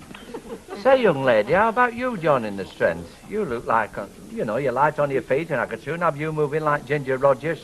You know, and there's nothing to worry about. It'll all start and end on the dance floor, no strings. Don't you believe in love? He's got a room, and it's all mirrors. Oh, I'm sorry, Mr. Sugden. I'm strictly into jitterbugging. I'd save me breath, Cock. You're on a loser. That's what they said to Monty, but his was the final victory. They happen to turn their noses up now, but you mark my words, they'll be fighting for pleasure before I'm done. Any road. I thought I'd best tell you how it all went, as soon as you were part of the plot, so to speak. There was no plot, Brian. You could have kidded me. Anyhow, it's all history now. I offered up Kate and she refused. Look, if you've accepted that Sarah's your child, it's not just a matter of upkeep. Ma'am, for the umpteenth time, what more can I do? Gail's made it quite clear she sees Sarah as hers. All right, if she's happy to be independent, then that's fine by me. Oh, happy. Fine by you. Doesn't your upbringing mean anything to you, Brian? You've been brought up in a good Catholic home, not some doss house. Hasn't it touched you? Haven't you got any feelings for that child? Haven't you any guilt? What are you doing turning your back on your own daughter, Brian? Do you honestly believe that you can buy yourself out of that sort of responsibility? Oh, look, give me some credit. Do you think I'm not shattered? I made an offer. I put the ball in Gail's court and she walked away. So that's it, the end. Gail and me are finished. All washed up. And the sooner you get used to the idea, the better. You shouldn't have let her walk away, Brian. There must have been a moment. There must have been at least a possibility.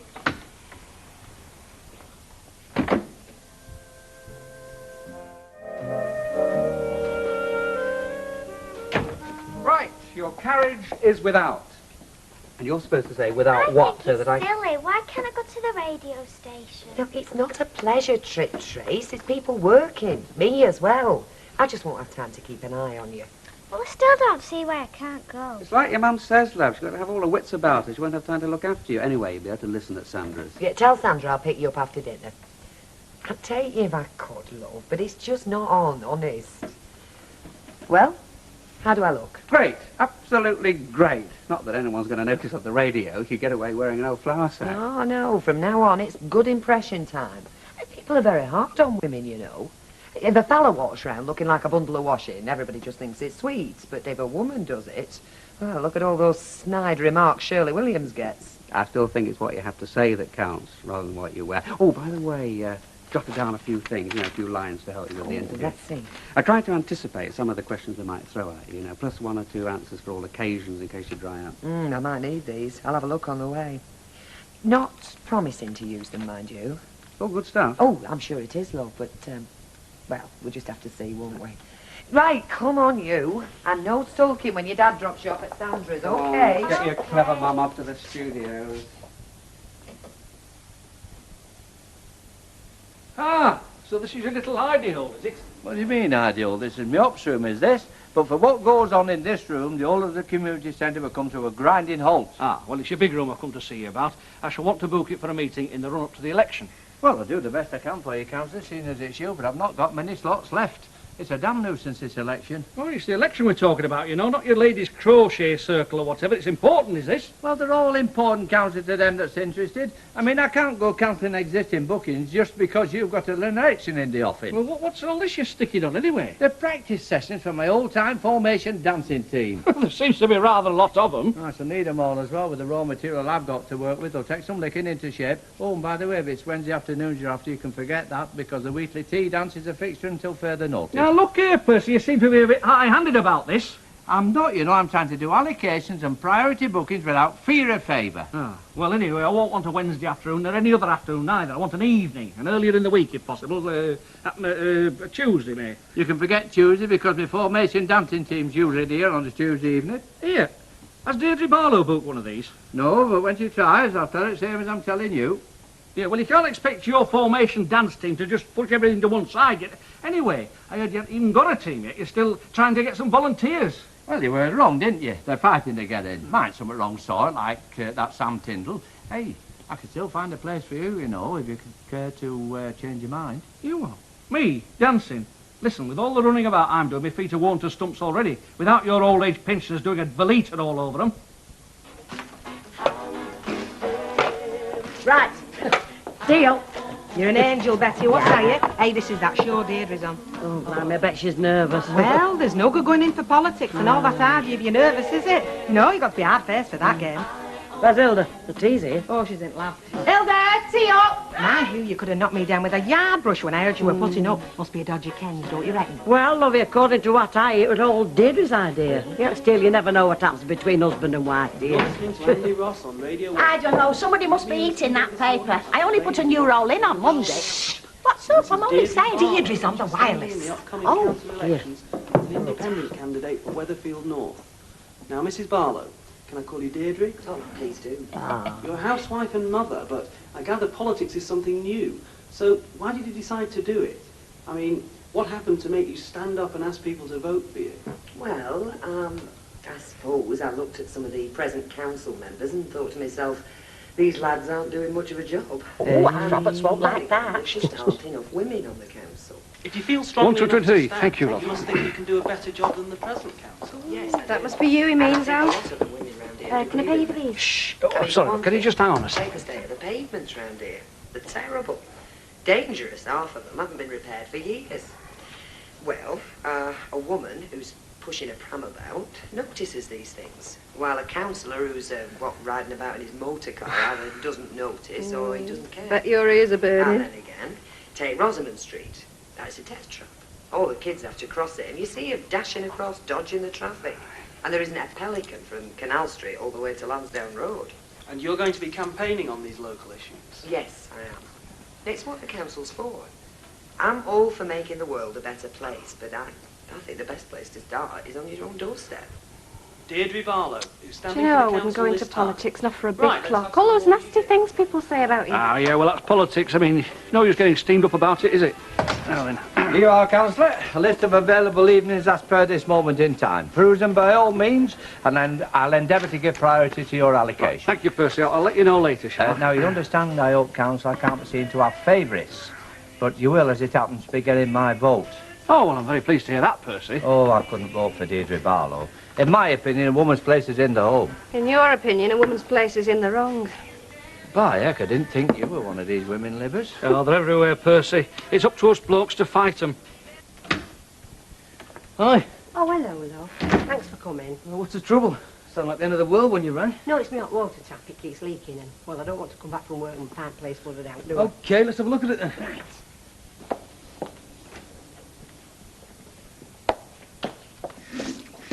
Do you fancy me to dinner? Shall I make us egg and chips? Don't bother for me. Well, it'll not take 10 minutes to put chip pan on them. That's all right, I'm meeting Liz for lunch. Oh, you don't see enough of her at nights, then? Mum, will you give it a rest? Did she wash it? That's all it is. Oh, good. Brian, look, I've been wondering if you've been thinking any more about the baby. Little Sarah Louise. Now that you know she's definitely yours and there's no doubt about it, I was thinking perhaps you'd be feeling a bit different about it. Wanted to put things on a proper level with Gail, you know, and see her a Mum, bit more. nothing's changed. You said that now, Brian, but have you really thought about it? I've thought about earning a living and getting my work done, and that's a full-time occupation. Well, I can't fix this now. I'm going to wash it. Hang on a minute, Brian. Mum, I'll pop back and fix it for you tonight, all right? See you then. Oh, right, I see you. Well, I think she did ever so well. I mean, considering she's never done none before. Talking, yes, that's the easy part, isn't it, Hilda? I mean, it's a person's record that counts, though. Deirdre can talk till she's blue in the face, but I've actually had the responsibility, haven't I? My record can speak for itself. Well, I think she talked a lot of sense. I mean, we do need a pelican on Rosamond Street. Yeah, well, same as I say, making promises is easy. It's what you've done that counts, though. All right, then. If you've done so much, why haven't we got a pelican, then? Well, Rome wasn't built in a day, you know, Hilda. Well, what's Rome got to do with it? I'm talking about one pelican crossing. Now, look, you may not know this, but I'm one of them floating voters you hear so much about. You have to make a special effort with people like me. I'm open to persuasion, so all I'm saying is, go on, persuade me. Well, hang on, Mr. Hi. Did you hear Deirdre's broadcast? Good, wasn't it? Yes, everybody tells me. You wait till I'm on, though. You'll hear some sense spoken then. Oh, yeah. Give us a packet of my cigars, will you? You know, I think she'll give you a run for your money. Especially if she gets a housewife on her side. Yeah, well, I know it's Deirdre, but I'm not just fighting one, am I? I'm fighting two. What do you mean? Well, it's all Ken's jiggery pokery, isn't it? I mean, Deirdre can't win. Ken knows that. He also knows that any vote she gets will be at my expense. It stands to reason. Look, she's independent, I'm independent, so what happens? The independent vote gets split, the Labour lad gets in, and that's what Ken wants, because let's face it, he was putting up for Labour, wasn't he? So let's not kid ourselves that this is about getting Deirdre on the council. It's about me, not winning. That's what it's about. Yeah, well, I don't think Deirdre sees it that way. I mean, she's out to win. Yeah, well, she's kidding herself, isn't she? Or Ken is. He's just using her, but she doesn't know that. She is just a pawn, that's all, in Ken's devious little game.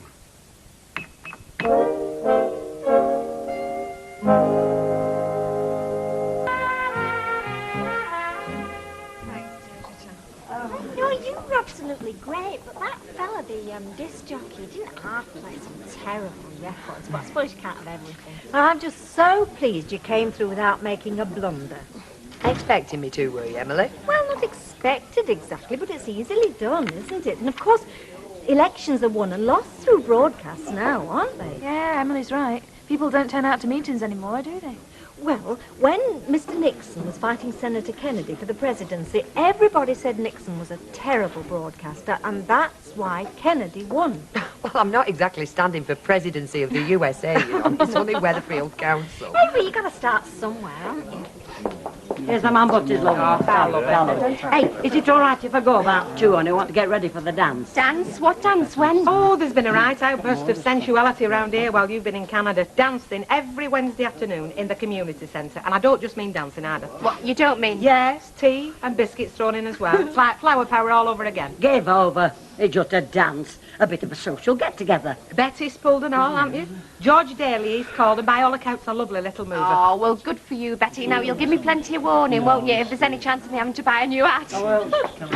Pint of biscuit, please, Beth. Right, hey, did you hear Deirdre? Yes, I heard Deirdre. Well, I'm only asking. There's no need to be touchy. I'm not doing anything of the sort.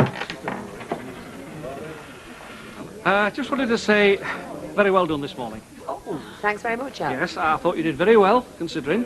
Considering what? Well, considering she'd never done out of the soap before. Mind you, it's a lot easier saying what you're going to do than getting it done. Yes, I know. I've noticed that from your performance. Hey, that were good. You got the last word. Well, if marriage trains you for naught else, it trains you for that. It looks to me, Councillor, that you are a man contending with a lot of problems. No, that's the way it looks to me and all. I had noticed, thank you. Well, so why don't you do the professional thing? Get yourself a handler, a creative manager. And you're volunteering, I suppose? You could do a lot worse. I mean, all the artists I've handled have never gone short of publicity. Yeah, but you handlers want 10%, don't you? 10? Oh, come on, you're way below the going rate. Even VAT's 15. Well, this isn't show business, this is politics. There's no money left for you. You'd have to do it for free. Well, yes. And then again, no. Eh? Well, somebody's bound to be controlling the bookings for the town hall functions, aren't they? What I'm trying to say is, I'll be right with you if you'll be right with me. If you get me meaning. Bet. I'm just going down to the Flying Horse, where I hope I'll be able to get a quiet pint, in peace. Have you said something to upset him? Me? How he ever got to be a councillor is beyond me. Doesn't know the first thing about politics.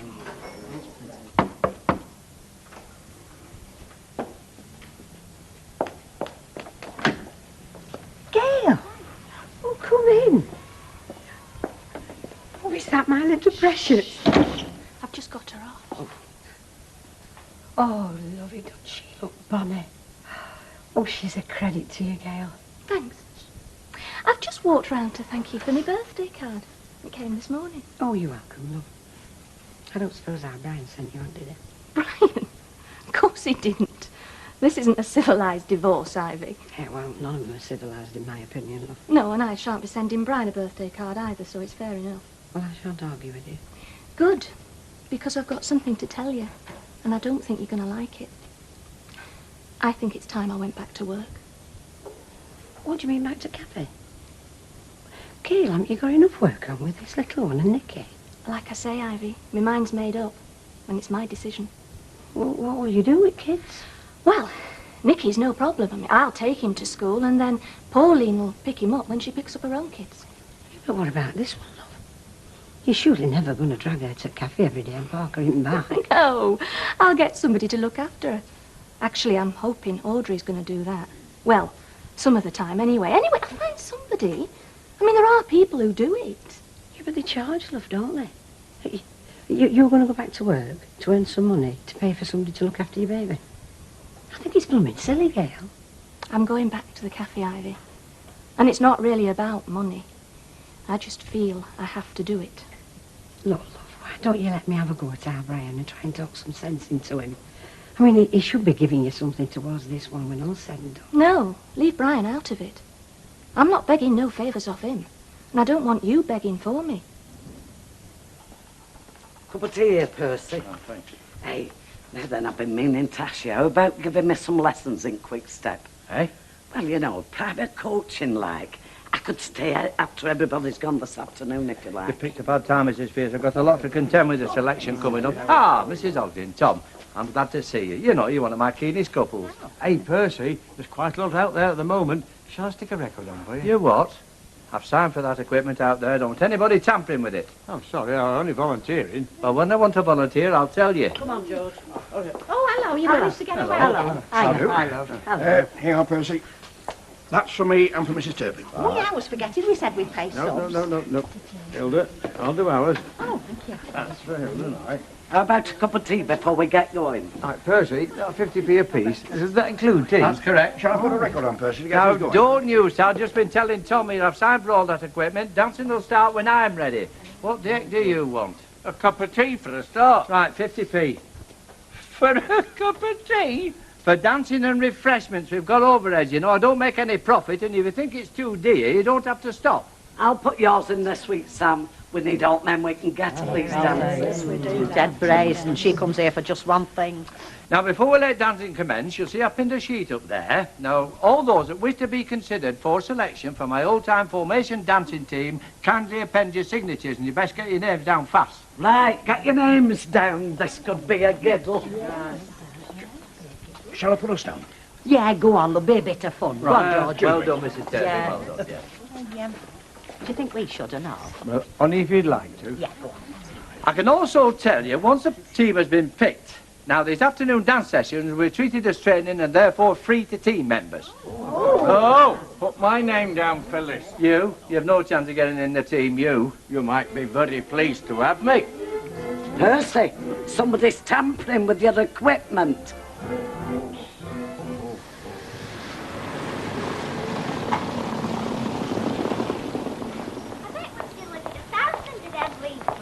Well, 600 anyway. Oh, I'll tell you what, I'm dying for a cup of tea. Deirdre, have you got a minute? You go in, love. Make yourself at home. Oh, I'll put kettle on. Yes, please. Tracy will show you where everything is. Vote for Barlow? Hey? Oh, yeah. Listen, I'm not sure I should be telling you this. What? Well, it's what Alf Roberts is saying about you standing for the council. Oh, I already know. He doesn't like it. No, it's not that. He's saying it's all a devious plot on Ken's part. Well, he's wrong. I mean, Ken's backing me all the way, but it was my idea. It wasn't Ken's. No, well, Alf's saying he's not backing you all the way. He's only backing you half the way.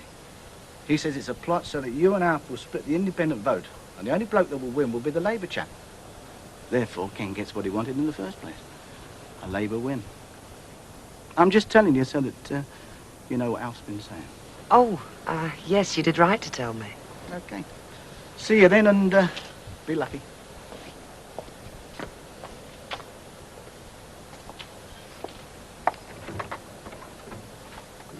Two sugars for me, Flower. Oh, come on. Oh, is it straight up? One of them, yeah. Don't you see, the secret of the military two-step is a ramrod-like back. You know, what some folk were doing out there look more like the conscientious objectors tango. Well, it is only a bit of fun, you know. We are here to enjoy ourselves. Granted, Mrs. Ogden, but what you people have got to realise that if and when selected for the formation dancing team, fun will become very much secondary. How do you mean, if and when selected? Well, I only need 6 couples, Mrs. Pierce. There's bound to be disappointment. Oh, don't bother about disappointing me. I just dance for the enjoyment of it. I was favourably impressed with you, Mrs. Turpin, and George, and you too, Mrs. Ogden, and Tom. I mean, we've got talent here, raw, yes. But by the time I've licked you into shape, we'll have 6 couples moving like a precise, well-oiled machine. You're talking Tommy Rotsogden. We're not in the army, you know. You're not drilling me like a sergeant major, and I'll tell you that for nothing. Don't worry, you won't be in the team. I've been watching you out there. You were all over the shop, out of step, sloppy. I'm as good a dancer as you are any day. You're not, you know. I danced with some good uns in my time, but there's nobody to touch Percy. Well, I was favourably impressed with you, Mrs. Pierce. I thought you were moving well. Well, in my opinion, we're a very nice couple, and I could practice any time you wanted, you know. I'll tell you something, Hilda. You danced like a young woman this afternoon, you did. It was light as a feather, you were. Yeah, lovely. They have to be very close, don't they? These dancing partners. Well, look at Torble and Dean. They're never apart. Well, it's not really necessary, Mrs. Pierce. I mean, look at Fred Astaire and Ginger Rogers. Off the dance floor, they never socialise. Well, I think they'd have been better if they had. Hi. Thought you'd be to let you know what I thought about your performance on the radio. Marvellous. I'm glad you liked it. sound a bit down. Something wrong? Yeah, you could say that. Something Alf's been saying about me standing for the council. Something a bit nasty, I think. What, a smear? You're in the pay of the CIA. It's not a joke, Ken. He's saying that I'm only in this election to spoil his chances. Well, of course you are. Wait. To take enough votes off him so that Labour will win. Well, it could turn out that way, of course. He's also saying that you're the brains behind all this and that whether I know it or not, I'm just dancing on strings that you're pulling. You don't want me to win, you just want to help Labour beat Alf. I think this is sour grapes on Alf's part. Yeah, I dare say. Could it be the truth as well? I'll be completely honest with you. God, so it is true. Hang on, listen. I'll admit that when you first came up with the idea, I did think it would be damaging Alf's chances, and I'll grant you I didn't think you had much chance of winning. Ken, how could you do this to me? Look, I'm trying to be absolutely honest with you, that's all. These were my first reactions. But now, I'm right behind you. I want you to win. I don't believe you. I've wanted you to win ever since I realised you felt strongly about it. But you don't believe I can, do you? And I don't know what to believe about you, Ken. All I know for sure is you were using me.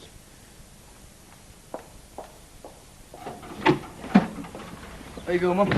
Just turned your water back on. You should be okay now. Oh, God, love. I don't know what I'd have done. Your dad used to see to all that stuff for me, you know.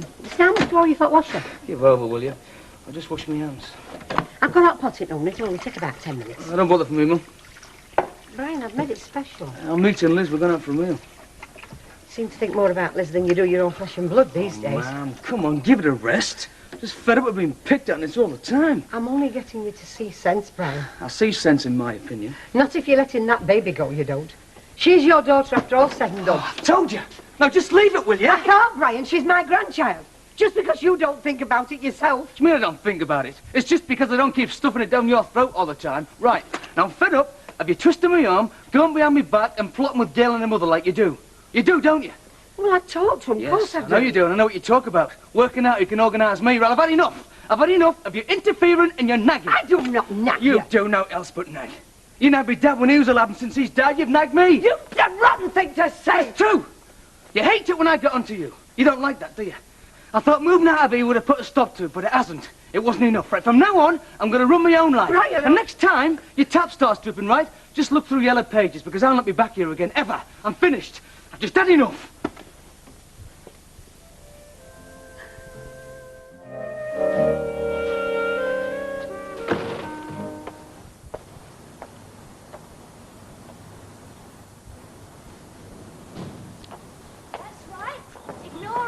Oh, hello, lovey. Lovely night. You're up and about early this morning. We're always up and about early. My daughter doesn't believe in lions, do you, little pest? She's not a little pest, she's a little love, aren't you? You wouldn't have said that if you'd been round our house at 5 o'clock this morning. Anyway, if the customers complain about me cooking, madam, I'll refer them to you. What customers? At the cafe. I start back today. Oh, so you are taking her there, then? Amongst them fellas that smoke and use bad language? Well, there's not many of them smoke anymore. And I don't think she's into rude words, not yet. Well, apart from blowing raspberries. Anyway, a Nanny Audrey's having her. Oh, and you think that's wise, dear? Well, I think Sarah will survive. I'm not sure about me man. Well, as long as it's not a regular occurrence, is it? I have my living to earn, Ivy. That's all well and good, Gail. You've also got a responsibility to this one. And dumping her on somebody with your mother's track record doesn't strike me as the cleverest thing you can do. What do you mean, me mother's track record? Oh, come on, Gail. With all the best will in the world, we all know your mother. I mean, she's easily bored, isn't she? She's easily distracted.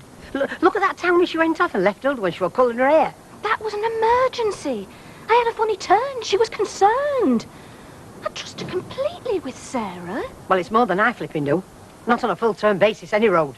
Well, I'm perfectly happy with the arrangement, Ivy. And to be quite honest, I don't think it's any concern of yours.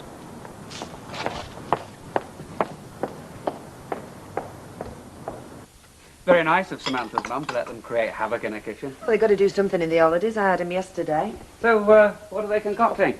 Sausage rolls. Oh, well, can't go too far wrong with those. She's turning into quite a nice little cook, as it happens. Like a mum. Don't patronise me, Ken. Who's patronising? That was meant to be a compliment. Oh, well, one of these days I'd like to be appreciated for something a bit more than me shepherd's pie. You are. Oh, yeah. You got a lot of respect for me. That's why you tried to manipulate me like some sort of stupid puppet in your sneaky little dirty tricks campaign. Look, I didn't mean... Upset me? Well, no, obviously that wasn't the intention. You didn't think I'd find out. You know, that's what hurts the most. To know that's all you thought of me. Look, it wasn't like that. Yes, I was more concerned about spitting Alf out and getting him out than... OK. I didn't think it through, but it never occurred to me that... I'd take it seriously. Oh, yes, if you like. I thought you'd treat the whole thing as a bit of a laugh, to be honest. Then you were wrong, weren't you? Been in bed twice. Yeah, right. Where's the beans on toast? It's coming, I've not forgotten. Having a baby might put a few inches on your waistline, Sonny Jim. Yeah. Don't addle your brain box. And 4 seeds in a coffee. All right. I'll stick to this. Sorry you're back, love. No, I'm enjoying it. Apart from missing my daughter. Well, it's only flipping 10 o'clock. No, another 7 hours before I see her again. Well, my man doesn't say that about me. Perhaps you would if you were sweet, cute and cuddly. I am sweet, cute and cuddly, aren't I, Patsy? No comments. Hey, is there something going on there I should know about? Listen, they don't tell me, so I don't ask. Which is just as well, or I might get jealous. No, they're good kids. But by gum, I have missed you, love. Place hasn't been the same. Thank you, Phyllis. Good to know I've been missed. Mind you, it's your mother that's touch lucky. Me, Mum? When did we baby minding? Do you know, my grandson's t'other side of the world. And I'll count myself lucky if I see him once before they bury me. Oh. No, if I saw our Craig every day, I wouldn't think I would be in London. Do you think I should ask her? Hey, what for? You don't want to leave, do you? Of course not, but I'll be a spare part now she's back. Well, she said out about you going. Oh, then just get the job done, get your head down and keep out of trouble. After all, it is Gail's mum who's holding the fort, isn't it? So? Oh, you met Audrey, haven't you? Well, she's not bad looking for an older bird, and she's good for a laugh and all that. But reliability's not exactly her middle name, you know. No, you get your head down, give us a David waitress act. Gail might find she can't do without you after all. Eh? Never mind all that. Look, I can't sell stuff unless it's here, can I? I mean, that's what my function here is, to sell things. You'll make a delivery later today. How much later today? Now, that's not one of your wild promises, is it? Yeah, well, see you do. Otherwise, I'll be looking for another supplier. Yeah, right. I was selling it, Mr. Roberts. As if I haven't got enough on my plate. What can I get you? Barm cakes, 2 ham and tomato, please. There'll be no barm cakes today. You can see I'm set up, lad. I'm here on my own. How do I make barm cakes? Yes, a barm cake. You slice it in half, you put some... Now, look, I can do without your sarcasm, lad. Anything else you want? No. On your bike, then. Ah, Henry. You got the leaflets, did you? I won't be coming here for any more barm cakes, not if you slip in giving them away. Stuck with him? Oh, ignored him. Did you get everything? Every last one of them? Right then, when do we start dishing them out? This afternoon? Well, if you can make a start. Well, what about you? Well, I'm tied up here, aren't I? Well, can't you get someone to stand in for you? What about Mrs? She's babysitting. Babysitting? We are running an election campaign. She does know that, does she? Yeah, I'll have a word with her. Has she said out yet? Well, not yet, but I'm just keeping my fingers crossed. Be all right, anyway. Just tell her to break your heart, so leave me. Give over. It's macho men like him what I'd miss. Oh, dining out, I see. Oh, yes, well, it's only once a week. My little treat to myself. Quite right, too. I mean, if you don't spoil yourself, no one else will. Not that this is a gourmet paradise. Oh, I don't know. I think she does a very nice egg and chips, does Gail? All right, lasses, mate. Haven't we seen an improvement in standards? Mind you know, you shouldn't be eating fried food. The green salad do you a lot more good, if I might venture. No, you might not. What I put in my stomach is my own affair. You take too much on yourself at times, Percy Sugden. Not when it's for the welfare of my team, I don't. What team? The Percy Sugden formation dancing team. You were very impressive at auditions, Mrs. Ogden. Very impressive indeed. Yes, well, I've always been told I was very light on my feet. I don't know about Mr. Hopwood, though. I mean, he does have other commitments. He has got his business to see to. Ah, well, nobody's indispensable. But I'd have to have a partner. Ah, well, never fear. I've been in need of a partner myself. Team is this. Am I in it? Of course I am. You still need a bit of class in it. Well, as long as you turn up for rehearsals, keep time and don't give me none of your lip, I think we can find you a place. Oh, anything else? Yes, it wouldn't do you no harm to cut down on calories, neither. I mean, you can't floor out dance floor like Thistledown woman when you count a couple of stones of excess flab. Anyway, that's all I came in for, to tell you we're both in the team. The first rehearsal's this afternoon, 1700 hours prompt. And I do mean prompt. Oh, heck. Do you think we've put our head in a noose, Hilda? Oh, listen, if we survived Adolf Hitler, I dare say we can survive him. Andrew. Plate of whatever's favourite this morning, please, Betty. Cottage pie. That'll do. Is your wife on strike then? No, she'll give us some dinner. That is provided I settle for some mashed rusks and gripe walk. Oh, babysitting, is she? Yeah, you could say that. Terry, just the lad. Yeah? Hey, listen, you get out and about, don't you, selling that gear of yours, call to a lot of houses. Yeah, it's the name of the game. Right, good. Well, I was thinking that you and your oppo, while you're at it, you could stick some of my election leaflets through letterboxes. Oh, sorry, mate. How do you mean, sorry? I think you owe me a couple of favours, you know, lad. Look, nobody's more aware of that fact than me, Councillor, but the problem is your territory is Weatherfield North, right? Yeah. Yeah, well, starting next week, we're scheduled to work the south side of town, which isn't a whole lot of use to you, is it? Arrangements have already been made, otherwise, naturally, I'd only be too pleased to help. Thank you. Sorry. Cheers. Nice one, Duckworth. What's known as thinking on your feet, gorgeous. How you diddling, love? Well, it's been a long morning. I'm a bit out of practice. Listen, we can cope. Why don't you go and put your feet up? It's you that should be putting her feet up with what you've let yourself in for tonight. I think I will just go ring me mum, though. See how she's making out. Got your doubts, have you? Not in front of her, I've not. Hello, love. Hello. Hello, Ivy. Hello. Look, love, I've been that upset I felt I had to come round and see you first chance I got. Thing is, I did speak out of turn. Audrey might be a bit feckless, but I know she'd do nothing wrong to that baby. I think we both know that. It's just that, well, I were a bit touchy myself this morning under circumstances. What circumstances? Me and Brian had another row. Oh, no. What about this time? Sarah Louise, bless her. I said, you can't go turning your back on your own flesh and blood. Even if you don't care about your daughter, look at it from my point of view. I mean, road you're going on, I'll be cut off from my grandchildren as well. There's no question of that, Ivy. I know, Lois. It's just that it's slowly tearing me apart, this is. I mean, it's not normal, is it? What did he have to say? Oh, I was forever plotting behind his back. I was trying to run his life for him, that I nagged him, and I nagged his dad before him. Oh, love, you didn't. Well, according to Brian, I did. Upshot of it was he said he'd finished. He'd had enough. He was taking the rest of his things round to her place, and he was never coming back again.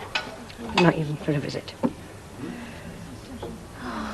Hiya. Yeah. Listen, you've not bumped into Alf Roberts by any chance, have you? He's Nope. just left. Good. Look, the thing is, if he asks you, we're working the south side of town the next couple of weeks, okay?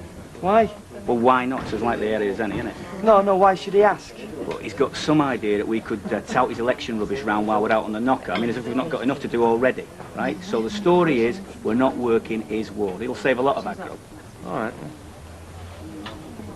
I'm sure Kenneth didn't mean any harm. Don't upset yourself, Deirdre. I'm not. Not now I've had a chance to think about it. In fact, he's done me a favour. How's that? Well, when all this started, he wasn't the only one who didn't take me seriously. I didn't. What, me, Deirdre Barlow, a councillor? Do you know any other good jokes? But now, since last night, I'm actually beginning to believe it. It's not worth causing trouble just to score points. I'm not doing it to score points, Emily. I'm doing it for me. To show I've got a bit more to me than stood standing behind a bacon slicer all flipping day. Ken knows that. Does he? What did you mean, cause trouble? Well, your marriage has had enough rocky patches, love. A man's ego is a very fragile thing. To hell with his ego. What about mine? I'm 32 years old this summer, Emily, and the poor little thing hasn't even had a chance to show its head above ground. It's about time it had a break.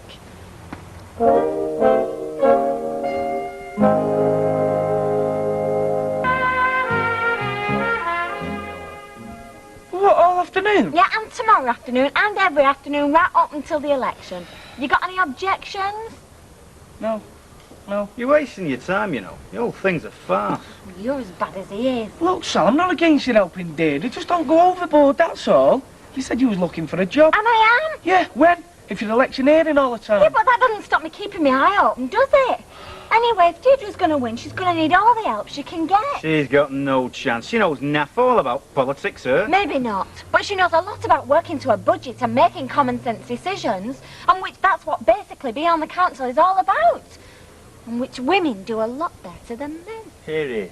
Here. You want to get her a soapbox for Christmas, Kev. A sequin-trimmed one. Typical. We're all a bunch of fluffheads. I'll tell you something, Duckworth. When it comes to progress and getting things done, we leave Stone Age specimens like you standing. Can you let her talk to you like that, Kev? She's not talking to me, pal. She's talking to you. Now. Yeah. Good news, Mrs. Turpin. Oh, could do with $1 for that. I'm pleased to tell you that George Daly and yourself are now officially members of the Percy Sugden Formation dancing team. There you go, Alec. Another star turn for you, Turpin and Daly. Oh, give over. We don't know if we're doing it yet. Why? What's to stop you? Well, work for a start. What time's rehearsals? The first one's this afternoon, 1700 hours prompt, and pass the word on. Oh, well, it's definitely happening, isn't it? Give over. We can spare you for an hour, can't we, Glo? Oh, so, best double act in the business. She looks decorative, I do the work. So I can count on your presence then? You can, Purse. Right, you, on that blow to your gentleman friend. Tell him to get his dancing shoes polished. Right, love. Do you think that was a wise move? Well, why not? She's been needing to get out and about a bit more. This place is all she sees apart from her own four walls. Thin end of the wedge, love. Come again? Well, I mean, you give one member of staff a few hours extra time off. The next thing, they're all wanted it. Well, I can't see Gloria wanting to go formation dancing, or Jacko come to that. Look, Bet, you've got to lay down guidelines for employees. That's the first principle of good management. And the second one is stick to them. Show 'em who's boss. Oh, they know who's boss, Alec. But I'm not so sure you do. So if your memory ever wants refreshing, Flower, her name's up over that front door.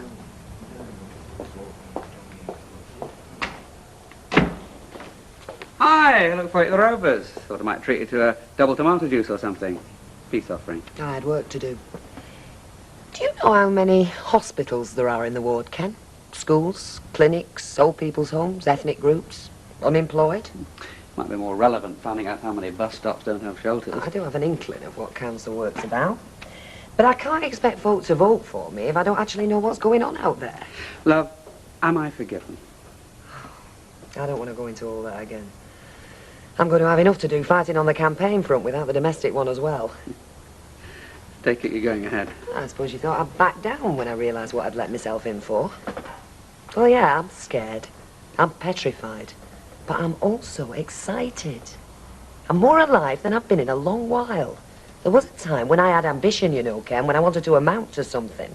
Then I met Ray, and got married. A lot of us could tell the same story. Yeah, well, I've been doing a lot of thinking. And it's not just about proving something to myself or you. It's about caring about people, wanting to be some use. I mean, I may not know a lot about politics, but I do know what it's like to be a working woman, wife and mother. And it's people like us who, more and more these days, are getting caught between the two extremes. I mean, you read about the loony left and the fascist right. Yeah, not a lot to choose between them. Well, I don't want my daughter brainwashing at school with some crackpot ideas. And I don't want the red wreck being sold off to some developer for a supermarket. I mean, we all moan about things, but we don't actually do anything about them. Well, it's easier said than done, love. I know that. But surely that is all the more reason why there's a place on the council for, well, somebody ordinary like me. At least I get a chance to speak out. And, well, who knows? Might even get to do some good.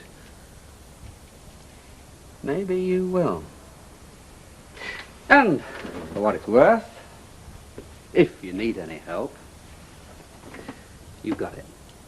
You might just live to regret that, chum. Oh, Alf, lovely.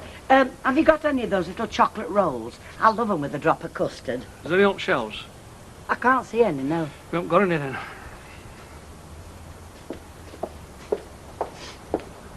Are you all right, Al? Of course I'm all right. Oh, well, I just wondered. Oh, thank you. All set? Well, I can't shut shop up for at least another hour. Are you serious about this election or not, Alf? Of course I'm serious. Well, it doesn't look like it to me. Deirdre Barlow's leaving you standing. She's got half her leaflets out already. Look, Deirdre does not have any responsibility. She hasn't got a business to run. I'll help you tonight.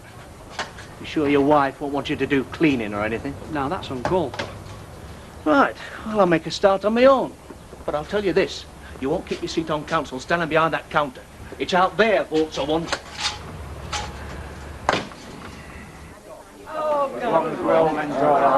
Absolutely. Come on, Betty. You know him. Right, come on, everybody, let's settle down. Come on, please. Let's have your attention. Let's get on with it. Please, ladies and gentlemen. Atkins. Atkins, Winifred, you here? Yes. Come on, wait, no, we haven't got all day. Mr. and Mrs. Cox? Yeah. Mr. Daly? Present. Mr. Hotwood? Hey, we're not a load of kids, Percy. It's like a flipping school register. Are you here? Of course I'm flipping here. Right, well, can we have less messing about, please? Mr. and Mrs. Harris? Yeah. Right, Mr. Ibbotson? I'm here. I'm here.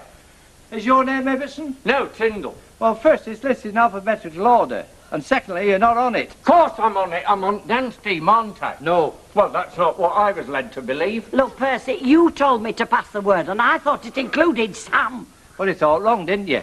Yeah. Why aren't I on team? I wasn't known as the Fred Astaire of Colliers for nothing. Oh, how much more time are we going to waste? I didn't get half an hour off work early to stand here listening to you two squawking like a pair of parrots. Quite right, love it. Oh, come on, let him be on the team and let's get on with it. Oh, that'd look very professional, wouldn't it? Everybody else in couples and up along, dancing along on his own. I wouldn't be on my own. I'd be dancing with Phyllis. Phyllis is dancing with Tom.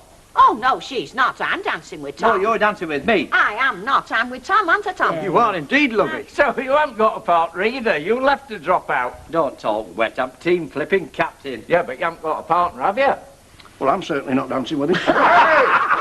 Now listen. This has all been worked out in precise mathematical precision. Mr. and Mrs. Cox, Miss Atkins and Mr. Ibbotson, Mr. and Mrs. Harris, Mr. Turpin and Mr. Daly. Mrs. Ogden and Mr. Hopwood. Mr. Sugden, Mrs. Pierce.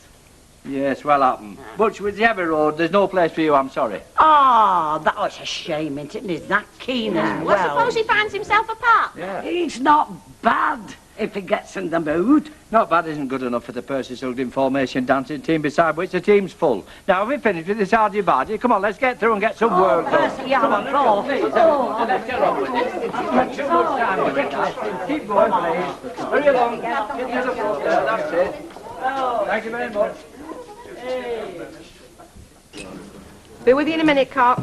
There you are, served by my own fair hands. I won't charge you a penny extra. Lovely. Thank you very much. Betty not back then? Not yet. Thought they said an hour. Well, it is the first flipping rehearsal, Alec. They're probably still sorting out which are the girls and which are the fellas. All right. I'm only looking after your welfare. You work too hard as it is. I'm touched by your concern, Petal. Well, there's a degree of self-interest involved. Now you do surprise me. Don't want you falling asleep over the Chateaubriand. You what? A succulent cut of steak to which I'm particularly partial when in funds. I know what it is. Well, then you'll know that it's usually served in a portion for two. So what more convenient arrangement than that we share one together with a well-chosen bottle of vino, a little candlelight. Oh, aye, what's all this in aid of? You getting the tenancy of this place. I thought it was high time we celebrated. You mean celebrated me officially being the boss? You're a tough woman, Bet. Well, so long as we both understand that, Alec.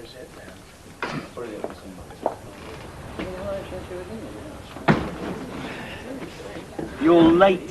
Where the hell have you been? I thought we were going for a meal before we go and see the film. There's bags of time. I've been chatting to Balf Roberts. I told you not to get involved. I hope you told him we weren't working his ward. No, I told him we've changed our plans and now we are, and that we can deliver his leaflets for him, no sweat. You pillock. What the hell for? Money. Money? Yeah, I've negotiated a fair rate for the job. You never said there was brass in it. Pillock, you didn't think to ask, did you? Not that I think it's right us charging him. I mean, after all, you owe him a big favour for keeping the fuzz off your back. But if this situation keeps everybody happy, well... You're not such a thicko after all, are you, Curly? And you keep telling me what a wimp he is, Blondie. Ta-ra. Oh, just in time. I'm shut. Oh, just want something for me tea. Go on, mate.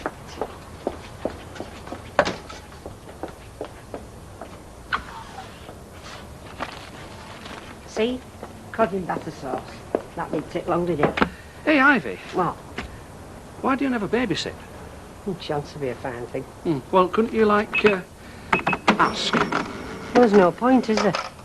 Your Audrey's taking it over, hasn't she? I mean, she'd monopolised that chap. Still, it seems to suit Gail, so who am I to push my nose in? I'd probably get it bitten off.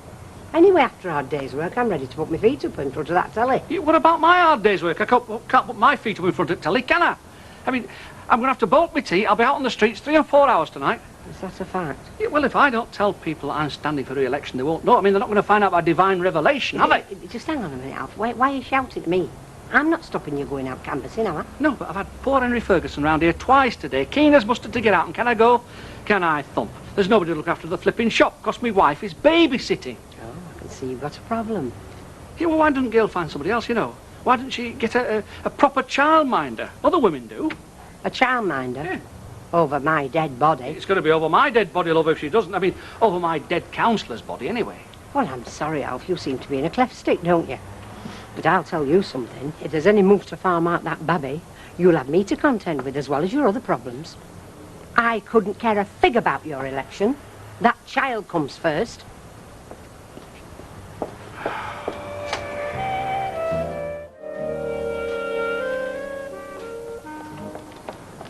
Morning, Hilda. Morning, love. How's little one, then? Thriving, I'm glad to say. Do you think you really should trust her with your mother? Oh, I mean, I know she brought you up, but it must have been a bit hit and miss. Bit like having a ride on a bow-legged donkey. Don't you start, Hilda. Everybody's saying my mum's not a competent baby minder, but you should see her with Sarah Louise. She's crackers about her. And I'm sure the feeling's mutual. Oh, well, happen everybody's wrong, and the lion can change his spots. Thank you.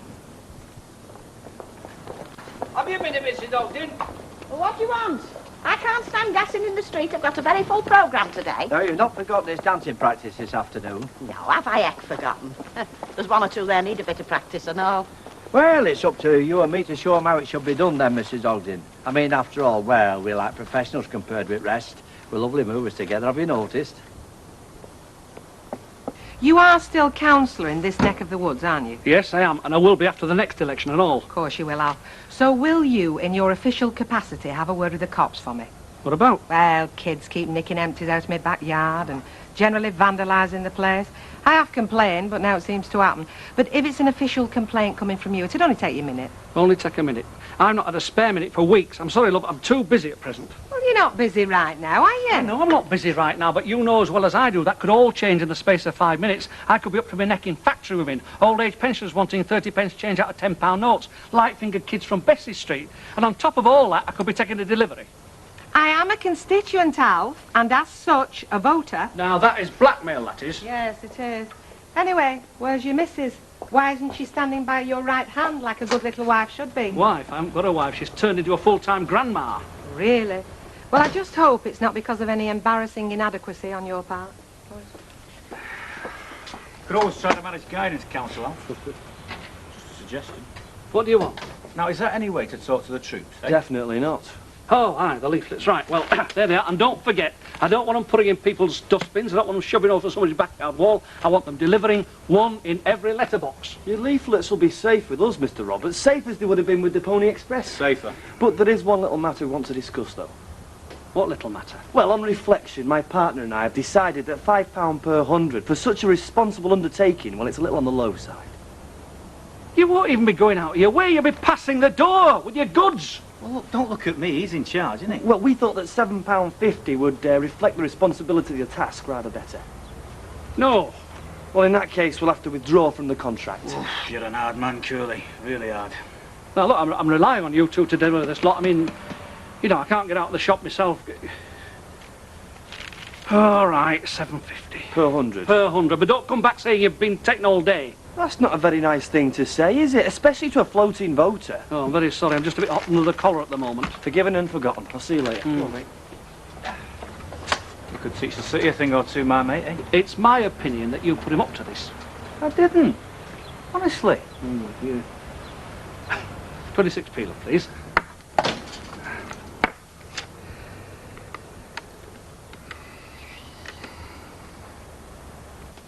Well, what do I say if I'm accosted? Pardon?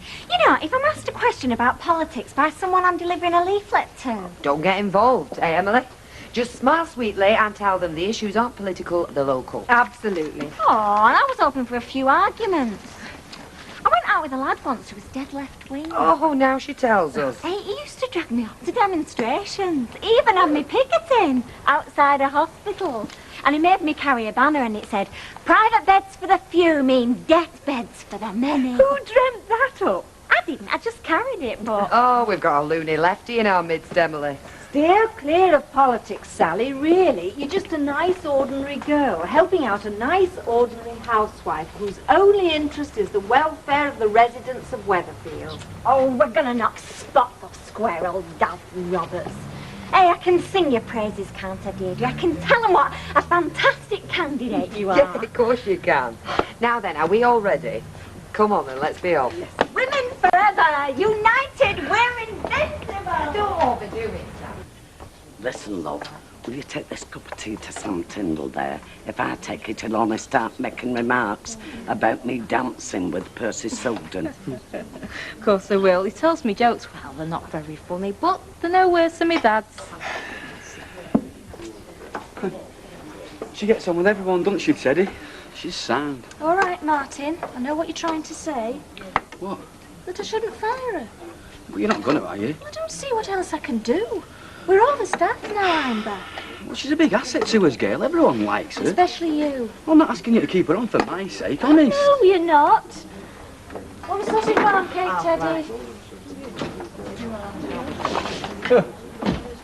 Got your dancing pumps on, Sugden, or couldn't you find a pair big enough to fit you? You know, Tindley, about as funny as shingles, and that's on a good day. Must be all that square bashing what's widened your feet, not to mention flattening them. Oh, I'll clout him if he don't keep his comments to himself. Ignore him, he's just a very bitter man because he's not in the formation dancing team. You picked me, didn't you, Percy? That's what I'm here for, checking you'll be at practice this afternoon. Of course I will. I won't miss it for the world. And you'll be punctual, I can't be doing bad timekeeping. You will be soon, you can depend on me. Right. Ta-ra, Twinkle Toes. I can't understand you all letting him make fools of you, 'cause he will, you know. He knows naught about formation dancing. I could dance in the grave with that little man, Sam. That's something you'll never understand. Nobody'd understand, only a woman in love. Oh, my godfathers. I don't know what he's doing back there. He's only gone for a bag of sugar for me. How's our Brian? Oh, you know, usual grumpy self. Look, it's not his fault, you know, Kevin. All this trouble he's had with Gail and everything, it's bound to have left its mark. I don't think we should take it too seriously if he flies off at Andrew. Oh, don't get me wrong. I mean, when I say grumpy, I mean... It's I'm sorry about that, I've swallowed some sugar on the shelf already. Oh. What have you done to your leg? I just fell over a box in stockroom, didn't I? As if I haven't got enough on my plate. Oh, haven't we all? Well. So, you don't want out of the stockroom, do you? No, got what I want, thanks. Oh, satisfied customer. Marvellous. First today, I'll tell you. What's wrong with you? Not the same happy, jolly self? Thought grocers had to be jolly or you didn't get your union card. Are you trying to be funny, lad? Oh, no, not funny. Happy, jolly. How am I supposed to be jolly when I've got all that I've got to do? I've got an election coming up, all the work that entails. I'm running this shop practically single-handed. Oh, I thought Mrs. Roberts was giving you a hand. Is she here? Can you see her? No, I can't. Yeah, I'm going to have to get somebody else in to help me. I can't go on like this. Give me the wrong change here. I don't think so, lad. Pounds too much. Ah, well, I'm not surprised. I bet I've given pounds away today. Pounds.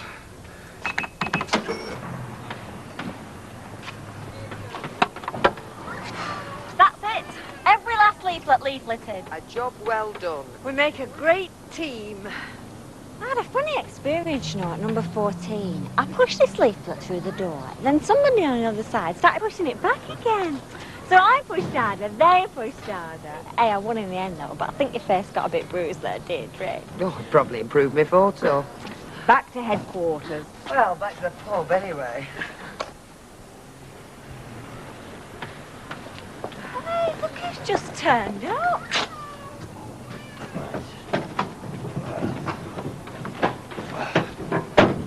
Right.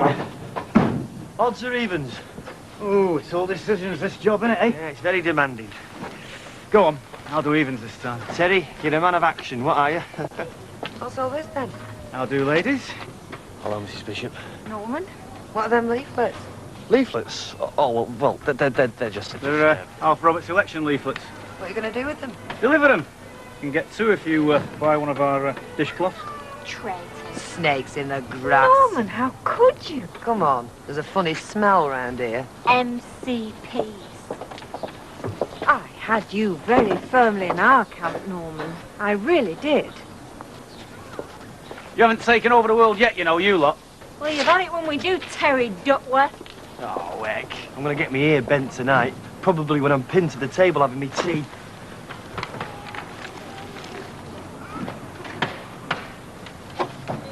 What are you doing?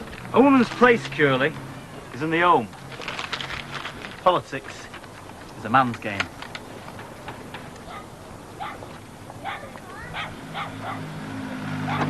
Thank you, kind sir. I fixed for tonight. Could you rephrase that? I've booked a table at the riverside. It's a bit mink coat, that place, isn't it? So, where yours? Joe Collins has borrowed it. Ah. What about the Sable? I forgot that. I'll pick you up 7:30. In the roller? Well, I thought the motorbike could make a change. You're kinky. Still on, isn't it? With them two? I mean, sometimes it looks like it isn't, other times they seem very friendly. You don't know the half of it, love. What do you mean? Don't ask. Just don't ask. Hey, what are you doing tomorrow night? I'm going out with this paratrooper. Oh, has he got a sister? Your old talk, Alec. Yeah, that as well. What's that? Sherry, a lager, and orange juice for me. Yeah, hang on, you want the money? Oh, Here, love. Thanks, Adrian. Where have you been till now? Oh, it took us longer than we thought. Yes, love. What's your husband treating you to? No. We're having a sweet sherry, half a lager, and orange juice for the gang of 3. The what? Take them, Elfie. She's into politics. Feminist politics. Oh, well, show me a woman who looks like David Owen and I'll vote for her. Hey, Kevin, we've had a fabulous morning, you know. I think Deirdre's going to win easy. Yeah? I was in the corner shop just before dinner. So? So, Alf Roberts is looking for a replacement for Deirdre. Like today. So if you want a job as much as you make out, I'd get down there quick. Right, that's 146, please. Sally? I'm sorry. Sorry.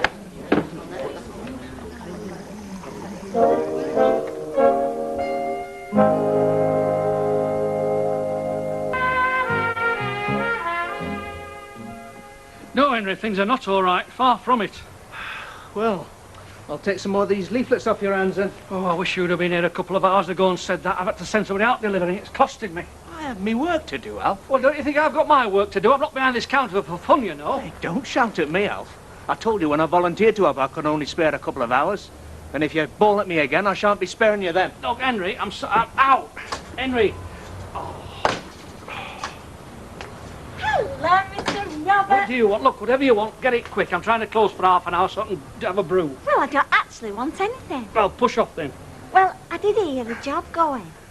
Who's told you that? Well, Kevin, he says you want some help. Well, obviously, now you've not got Deirdre. I mean, why didn't suss that myself? I must be going slow in my old age. Look, are you applying for a job? That's if there is one, like. Yes, I am. Yeah, well, aren't you one of them that's helping Deirdre with all her stuff? Well, I mean, she did ask me to push a few leaflets through a few doors, but I soon got fed up with that. I mean, I'm not really into politics, mate. I always thought SDP was a pop group. Well, have you had any experience serving in a shop? No. No. But I'm a quick learner, and I was always top at class, and I have worked at the Rovers, so I know all about these tills. Yeah, and well, this stuff. till's a very afternoon. Oh, it doesn't look as if you're going to get your brew, does it? When can you start? Now. Right, well, there's a white apron through there, an overall. It might just fit you. I'll make it fit me. See you tonight, Bet. Well, you'll see this glittering vision. I'll wear my shades. I would. You going out with him tonight, then? No, love. He's taking me out. Is there a difference? I'd say so, love. He's taking her out tonight. Yeah, I know he is. Well, you must think there's something in it for him. He expects a return on his investments, does Alec Gilroy. Or I've got him wrong. No. You've not got it wrong, lovey. Can I have a word, Mrs. Turpin? Yes, Percy. Just jogging your memory about this afternoon. Look, Percy, if I've said I'll be there, I'll be there, and so will George. Yeah, well, I know you will, but, you know, I'm just double-checking, not having facilities to post orders of the day, like. Percy, now, you know that George doesn't like you shouting like a sergeant major. Well, none of us do. Well, you've got to have discipline, you know. I mean, you've got to do things according to the manual. You'd never strip a Bren gun if you didn't. We're not Bren guns, we're human beings. No, it's not a bad thing to aim for, though. Lovely weapon, the Bren gun. Yeah. Curly looked a bit shamefaced. Emily will straighten him out. I've got money on him voting for you. Oh, I think he would anyway, without any arm bending from Emily. Do you know, she's been great as Emily. A real tower of strength. She knows what she's doing as well. Young Sally's more than pulling her weight too, and she's very enthusiastic. I reckon her cheeky little smile's worth a vote or two. I feel virtually redundant. Oh, I'm sure we'll find something for you to do. It's not easy, though, with you being a fella. You'll need my razor-sharp masculine mind before you're finished, madam. You're still an innocent abroad. I'll probably need your cunning masculine mind. How many more times do I have to say it? No more duplicity. I'm your loyal and obedient servant. Yeah, well, you better be, mate, because women have got long memories. And if I should ever get in at number 10 Downing Street eventually, you and your bonds might just part company. Oh, God, not another iron lady. No, I'd be tempered steel where fellas were concerned.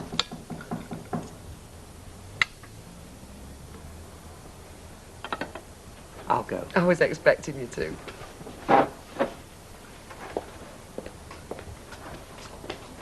hello. One of your handmaidens. Oh. Hiya, dear. Hiya.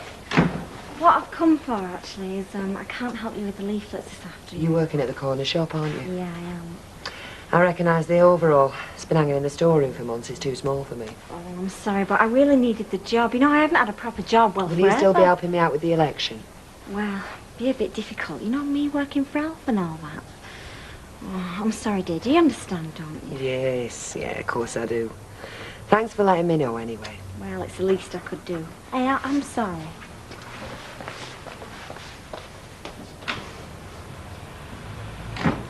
What price loyalty? Oh, I think she's got her priorities right. What about her cheeky little vote-winning smile? Weren't we trying to find something for you to do? You can't leave it forever, you know. I know. I don't want to sack her. And I don't want to split them two up. That's what you get paid a boss's wages to do, love. Yeah. All right.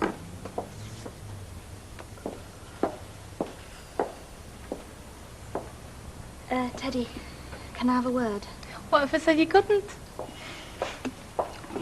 See you.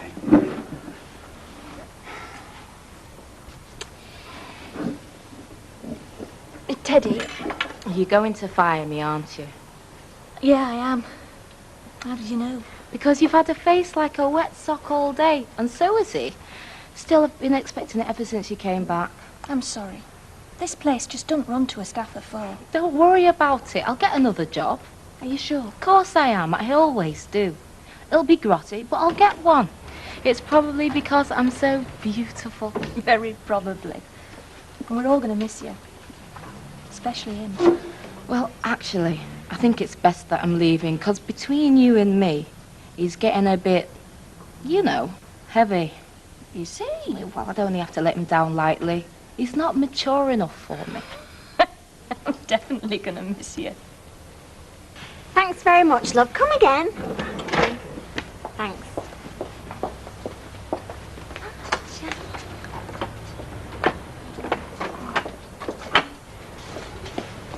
Hello.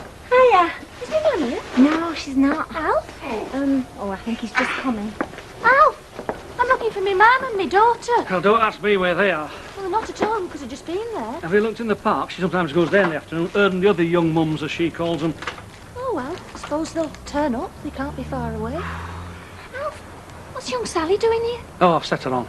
You do know she's one of Deirdre's mob, don't you? Yeah, well, I was at the end of my tether. Anyway, she seems very nice. She seems very willing and capable. Yeah, but, I mean, have you thought? What? She might be a spy. What's she going to spy here, that I'm at my wit's end? Well, it's going to boost Deirdre's confidence, isn't it, knowing her opponent's cracking up. Oh, well, thank you for the sympathy. Thank you very much. What's the matter with your leg? I've had a wooden leg fitted and it's a rotten fit. But that's the last of my problems, isn't it? There's no need for sarcasm, Alf. I'll go find me mum, get me baby back. Right. Do you want me to send her round here? Tell her not to bother. It's funny that. What is? I can't imagine Mrs. Roberts as a grandma. Oh, it's not too difficult to imagine me as a granddad, though, is it? Mission completed, Mr. Roberts, with incredible speed and efficiency. How many do you reckon you've got rid of? The lot, 400. Oh, so that's 30 quid you want? Precisely. What are you doing stood there in that white overall? Breaking a pair of shoes in. Oh, funny, and I thought it was an advert for Purcell. There you are. £30. Thank you very much. That's a load off my mind. It's a pleasure to have been of service to you. See ya. Set up. Oh, nearly forgot to tell you about our brilliant masterstroke. What masterstroke? While we was delivering your election leaflets, we quietly removed a load of Deirdre's, didn't we? Brilliant, eh? You've gone a very funny colour. It's only illegal, isn't it? If anybody finds out about this, I'll get shot. Shot! Oh, flipping Homer. What's that? I thought that was very good for a first practice, didn't you, Hilda? Oh, I enjoyed it. Well, you do when you're dancing with a good dancer. Compliment accepted and returned. Look, I just wish Percy would stop rapping out instructions, that's all. There's got to be a boss, somebody who knows what they're doing. Well, I'm not so sure that he does, love. No, me neither. Hey, up. It's coming. Oh, dear. Well, now we've had time to wind down a bit, I think we ought to have an inquest. An inquest? You make it sound as there's been an accident, Percy. Well, it was all a bit of a shambles, you must admit. Excuse me, my dancing's never a shambles, Percy Sugden. I went to the Parkview Dancing Academy. And I was Victor Sylvester trained. Oh, I didn't know that, Tom. I read one of his books once. No, don't get me wrong. You all know the basics, I'll grant you that. Oh, thank you very much. Well, you see, what I've seen out there, the big problem's going to be style. Oh, I thought we were very stylish, Percy, you and I. Especially when we did the Destiny Waltz. We didn't do a Destiny Waltz, did we? Did we, Eck? She's buddled. So when I say style, what I mean is what Bobby Charlton had, you know. Elegance, panache. I'll give you a demonstration. I'm ready and willing, Percy. Mrs. Ogden, could I have the pleasure? Hang on a minute, Hilda's my partner. Phyllis, come on. Look, I'm only going to dance, and I'm not going to carry off to Cash Bar. Here, Tom, come hold it up. Thank you. Right, Percy, what are you going to do? Could you give us a room, please? Now, when you're ready, Mrs. Ogden. Right, you count. 1, 2, 3. Da da da da dee da da da. Now that's what I mean by style. Very important. That's what the judges will be looking for. Really? Think of Astaire and Rogers. You're not getting me dancing like that. I feel proper daft. Yeah, me and all. Hey, why can't he dance with his own partner? I'll excuse Elder if you like.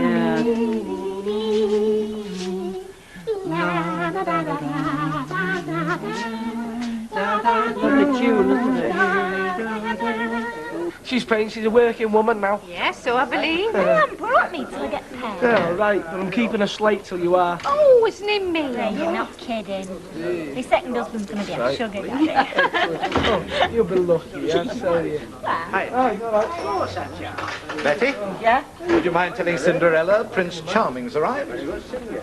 I'll tell her you're here. He's here.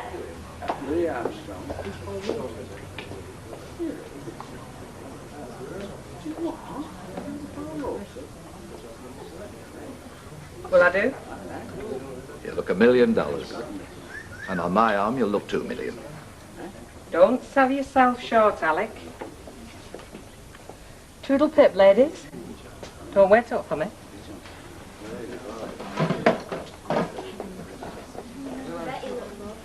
Oh, come on, Betty, stop torturing me. What do you know that I don't?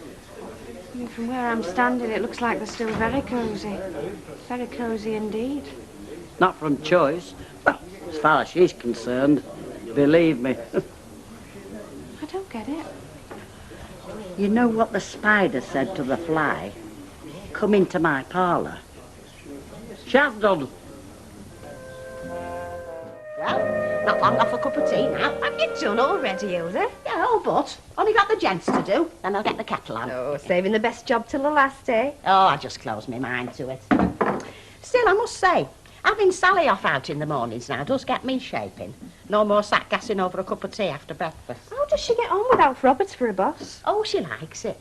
Mind you, it's early days now, but I feel it's much better to see her up and about, you know, instead of sat round the house messing with her hair and whatnot. Of course, she's right pleased with herself to be in work. Comes home with a song and a smile. Hey, they're a tonic, the pair of them. Oh, you like having them with you, don't you, Hilda? Well, I won't say they haven't got their faults, but yeah, I wouldn't be without them. Hey, we're not serving yet, you know. Well, I'm not drinking yet, am I? No, I was just passing on and suddenly thought, stamps. Stamps? Yeah, Same me going to the post office. Well, I mean, it'll be like Old Trafford on Derby Day this morning, won't it? If I once get in that queue, I could still be there by weekend. So if either of you can oblige, 3 18p's. And what would I be carrying stamps around for?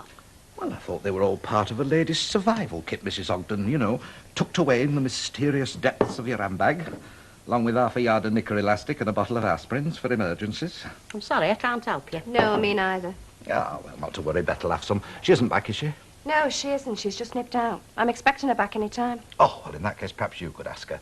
3 stamps, and then just drop them in the box for me, will you? Oh, and it must be before dinner time. And first class, mind. Got to be first class. So we're flipping private secretaries now, are we? Just because he thinks he's got Madam Lynch for a doormat? Has Betty said anything to you? Betty, what about? About Bet and Alec Gilroy. What about him? Well, she just gave me the impression he's got some sort of a hold over her. Oh. Did she say what exactly? No, she didn't. That's just it. But there's something. I can feel it. Well, he's definitely got some sort of hold over her. I mean, he's got all the qualifications as far as Bet Lynch is concerned, hasn't he? Oh. He's a fella. You've a long way to come to work, haven't you, Cock? Aye, I know. I can't blame it on Bus if I'm late, can I? Right, I'll go over with order then, Sally. Then I'll get off. I won't be back till tea time, so I'll ask her to hold the fort so you can get your dinner, all right? Yeah, fine. Hey, it's all right for some, isn't it? Working day and don't be 10. Yeah, well, I'll change places with you any time you like, Bet. Listen, I'm going to be tramping the ward of Weatherfield today, knocking on the doors of my loyal electorate. No, thanks, Cock. I'll stick to poisoning her. You all right then, love? Yeah, fine. Right, you're never leaving her in charge, are you? You, why not? And you out canvassing? It's only 5 minutes since you were doing it safe for Deirdre. Bet! Every purchase she rings up, she'll be whispering, "Oh, Don't worry, love, I trust you. You know why? Because you know which side your bread is buttered on, right? You ought to trust me anyway. That's, 487, please. Ta. But, Robert. Hey, that's my girl. Oh, Audrey, love. Listen, can you look after the till at dinner time so she can get her dinner? I've got Sarah today, Alf. What, again? You know I have. And I've got to get into town because if I have to look at them kitchen curtains for much longer, I'm going to go spare. Well, what's Sally going to do then? I don't know. Don't worry, I'll make myself a butty or something and work through. Are you sure? Yeah. You're a little trooper. Hey, it's all right being a man in power, isn't it, Sal? One woman lets you down, there's another queue in to take a place. It's lovely. See you, man. Right. What she mean by that? Hey? Oh, nothing. Listen, it's late already. I'll see you tea time. Ta-da. Oh, bless him. He never stops. Do you know, if ours were Major Rich, he'd be a millionaire by now. Oh, it must be hard work being a counsellor. Oh, it is, love. It's a very responsible job, you see. I mean, it's not the sort of work that you could leave at the office. You've got to bring it home with you, no question of that. Is it going to win, do you think? You will. After all these years of service to the community, look, folks round here would no more dream of voting for somebody else than flying to the moon. And then he just swans out saying, make sure the first class. I mean, I don't mind doing him a favour, but honest I don't. It's not that. It's just the way he chucks his weight about without so much as a please or a thank you. Like he thinks he owns us or something. Like he thinks he's the one paying our wages. Yeah, she's right, you know. It was just like she said. Have you finished? Well, yeah. Right, I'll take these. Leave it with me.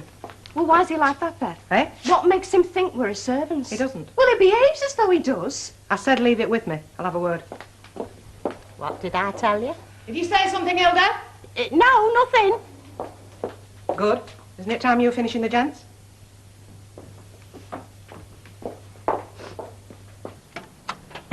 Just think of it as a privilege, Curly. There's them that'd give their eye teeth for a job like yours. Look, I'm not knocking it, Terry. It's just that, well, 5 years ago, if he'd asked me why I was doing my A-levels, I don't think I would have said I'm going to set myself up flogging mopeds door to door. I can't seem to control my own destiny. Cop hold of that. Now, destiny is what you make it, Curly. Well, that's what I'm saying, aren't I? I mean, destiny's up to you, isn't it? And this is it. Don't be so hard on yourself. It's amazing what you're doing. How'd you work that out? Because it's brave, Curly. Because you're having a bash, aren't you? When I first came to you with the idea of going out on the knocker, you went spare, didn't you? You hated the idea. You weren't just embarrassed, you were half scared to death. But you've gone out and you've done it. You've had a flipping bash. And what's more, you're good at it. You've made yourself do something which isn't in your character. And you've done it flaming well. Now, if that isn't controlling your own destiny, mate, I don't know what is. I never thought of it like that before. That is more than a box of mops. That is a symbol of a new and a greater you. So get down Chapel Avenue and get them sold. I'm on Edward Street. See you back here in an hour's time, all right? Yeah, all right. That's 32 change, man. Thanks. Hello, Mike. Hello, mate. Half a lager, please, though. On your own, are you? Me, I'm an election widower, I am. I don't expect to see my wife again until after May the 7th. She's been roped into the selection campaign and all, has she? You could say that, yeah. The Barlow camp, I take it. What else? What about you? Me? Yeah, have you declared your allegiance yet or not? Oh, well, that's a secret between me and the ballot box, isn't it? But I tell you this, a change never harmed anyone. Half a lager. Oh, thanks, though. Well, I think it's awful. What's that, Mavis? Having two candidates who are like personal friends living in the same street. I mean, I won't be able to face either of them if I haven't voted for them. But that's the beauty of the system, isn't it? Nobody knows. Well, I would know, wouldn't I? Well, vote for one of the others, then. Then you won't have anything to worry about, will you? I don't know the others, do I? And I would like to vote for a friend. Oh, I think probably the safest thing's not to vote at all. It's not so long since women were chaining themselves to railings and fighting for that vote of yours, you know, Mavis. You can't just not use it because you don't want to offend someone. Absolutely. No, but I mean, it is a problem, isn't it? You can see it's a problem. You've just got to decide, Mavis, who's the best candidate. Friendship doesn't come into it. You've got to decide who's best for the ward, best for the people, and best for the amenities. But I don't know that, do I? I mean, how should I? I know that Deirdre Barlow's a good mother, and I'm sure she's honest, and I know that Alf Roberts is a shopkeeper, and, well, his fruit's generally in good condition, and I'm sure that he's honest, but I don't know what he does on the council. How should I? So, when it comes down to it, I vote for who I like, and I like both of them. So, who do I vote for? Well, I don't know about you, Mike, but I'm beginning to wonder if it was worth giving them the vote in the first place. Oh, so you gave us the vote, did you? Excuse me, I thought we chained ourselves to railings and fought for it. And some people even died for it. Yes, please, love. You stay where you are, Cock. I'll see to this. Yes, Alec. Single Irish, bet, love. My pleasure. You did say single, didn't you? That's right, love. That'll be £1.22. You what? That's right. A single whiskey, 68 pence. Plus 3 first-class stamps. That's £1.22 altogether. Today, as a gesture of goodwill, we won't be charging for secretarial services. In future, we will.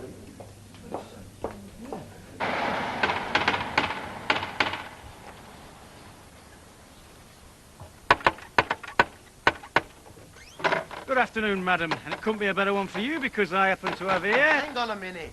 I've got the carpet caught up. Good afternoon, sir.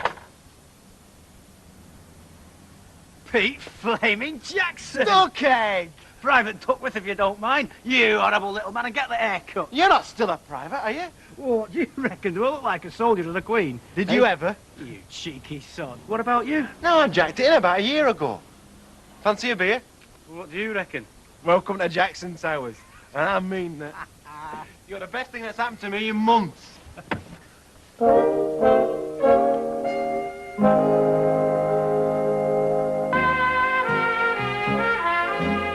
You're in luck. Last couple of cans. So it's just you and the missus then? Yeah. I'm not earning a bean between us. Something'll turn up, mate. So I've heard. So what happened to you? You're the last person I'd expect to come knocking at the door. Dropping down the chimney, maybe. Last time I heard, you was off for para-training. That's right. So what happened? Well, it didn't work out, did it? You're not with the first, mate. It's nothing to be ashamed of. Oh, it's not like that. I didn't get flushed out. No, it was my leg. Did it on a practice jump. That was it. Couldn't go on. If that hadn't have happened, I reckon I'd still be there now. No danger. So where did you end up? Back where I started. Till I bought myself out. Well, that set me out on being in the Paris since I joined as a lad, and it didn't work out. How long have you been out? Must be 4 years now. How did you go on when you came out for work, like? It's not that easy, mate. Never is it? But I eventually got fixed up down the meat market. Till I went out of partnership with this mate of mine. Got our own little yard and a beat-up old van. We do a bit of fetching, a bit of carrying. But it's mainly selling now. Yeah, I had noticed. Well, don't knock it, mate. It's a good number. It's the best money I've ever had. And it's all cash on the nail. So how about you? Stuck it out till last year, just before Christmas. I got around a bit, I suppose, but nowhere I fancied much. Except Germany. Yeah. It was great out there. But Linda didn't go much on it. Linda? The wife. So how long have you been hitched then? Nearly 4 years now. She's all right, is Linda. Goes on a bit, but she's not had it easy. She never did take to being an army wife. I know it's not up to much, but at least we've got a life we can call our own now. So what have you been doing since you come out? Not a lot. Had a couple of months with a security firm. But they laid me off again as soon as things got slack. That's about it. Nothing since. It's not been easy, mate, believe me. No, mate, it's never that, is it? That'll be Linda now.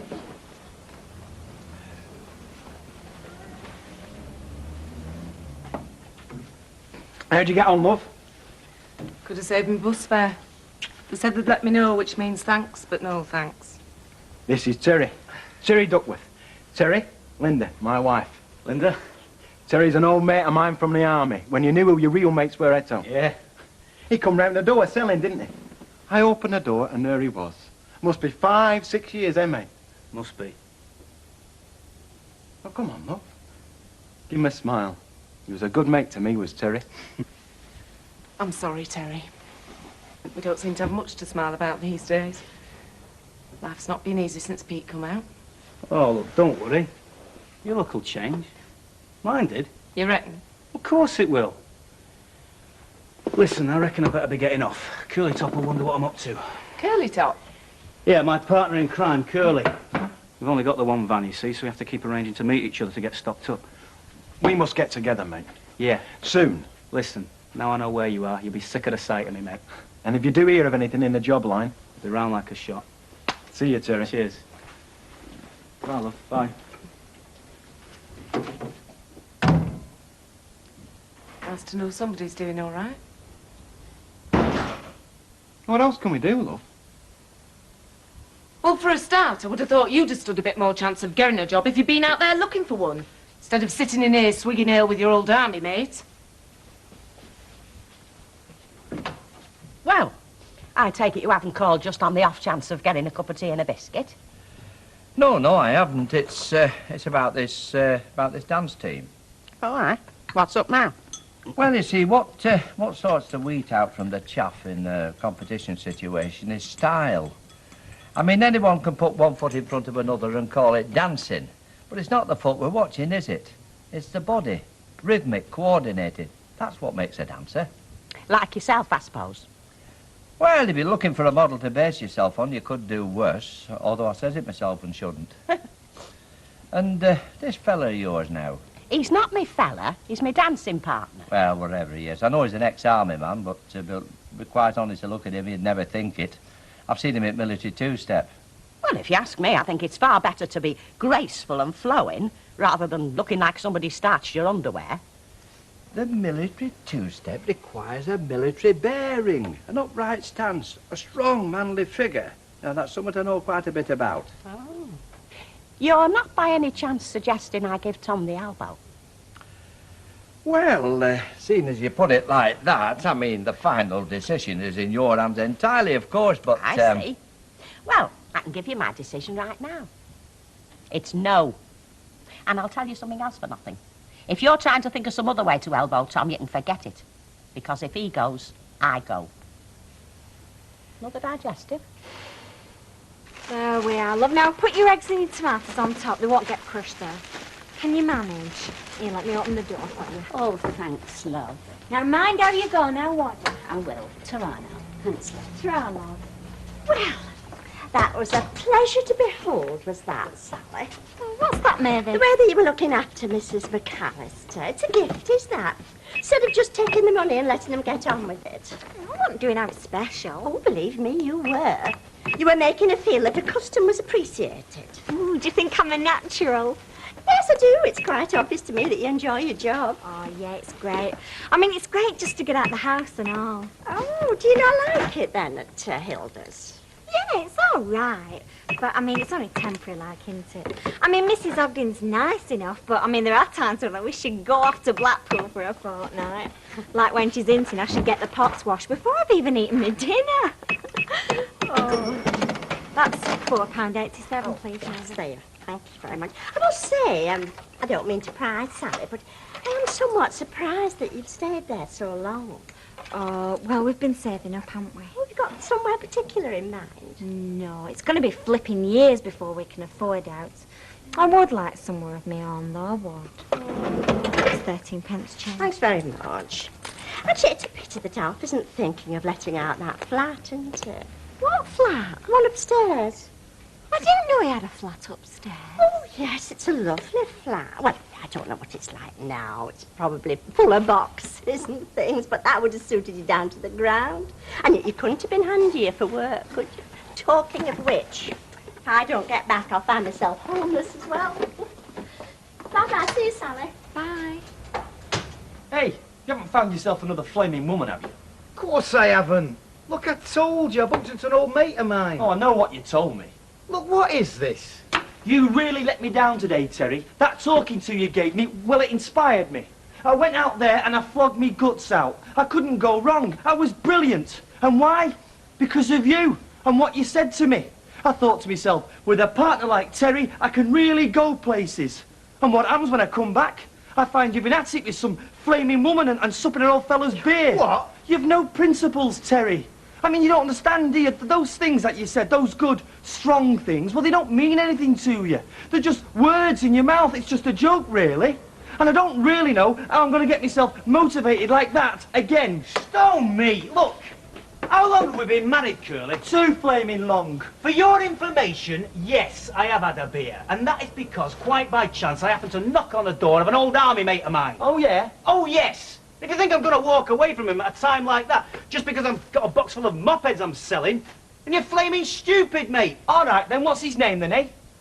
His name is Pete Jackson. His wife's name's Linda, and he lives at number 12 Edward Street. Anything else? Yeah, and I suppose you'll be seeing him again, will you? No danger. Because I reckon if anyone needs a mate now, he does. How'd you get on today, then? Did you get to town? Yeah. I didn't find any curtains, though. Mind you, my heart wasn't in it by then. They're exhausting babies, aren't they? Oh, you've noticed, have you? Been a right little madam today. She has nothing suited her. Give her a bead, she wanted a bottle. Give her a bottle, she wanted a rattle. I don't know how many times she decided to fill her nappy. Ah, well, nappy or not, come 4:30, I've been very glad to change places with you. Was it hard, lovey? Ah, it's always the same canvassing, you know. Folk don't know you, even though you've represented them for 20 years. It's a great level, you know, you take it from me. Anyway, stops you getting big-headed. Yeah, I'm going to win, aren't you, Alfie? Oh, yes, I think I am, anyway. I'm not sure. I mean, we have got another contender in the race now, haven't we? Well, it's not her you've to worry about, is it? Well, a few folk mentioned the name. What, so they're going to vote for her? Till I talked them out of it. Oh, you're ruthless, you, aren't you? Oh, when I'm roused, Audrey, when I'm roused. 68 pence, I believe. That's right. I understand from Bet that you weren't too keen on doing me that little favour this morning. Well, we're not exactly a post office, you know. But I must say I'm surprised. I mean, a young girl like you, I thought you'd have been only too happy to help. I am. If I get a please and a thank you. Oh, I see. I didn't ask you nicely enough, is that it? I'm just not a skivvy, that's all, Alec. I see.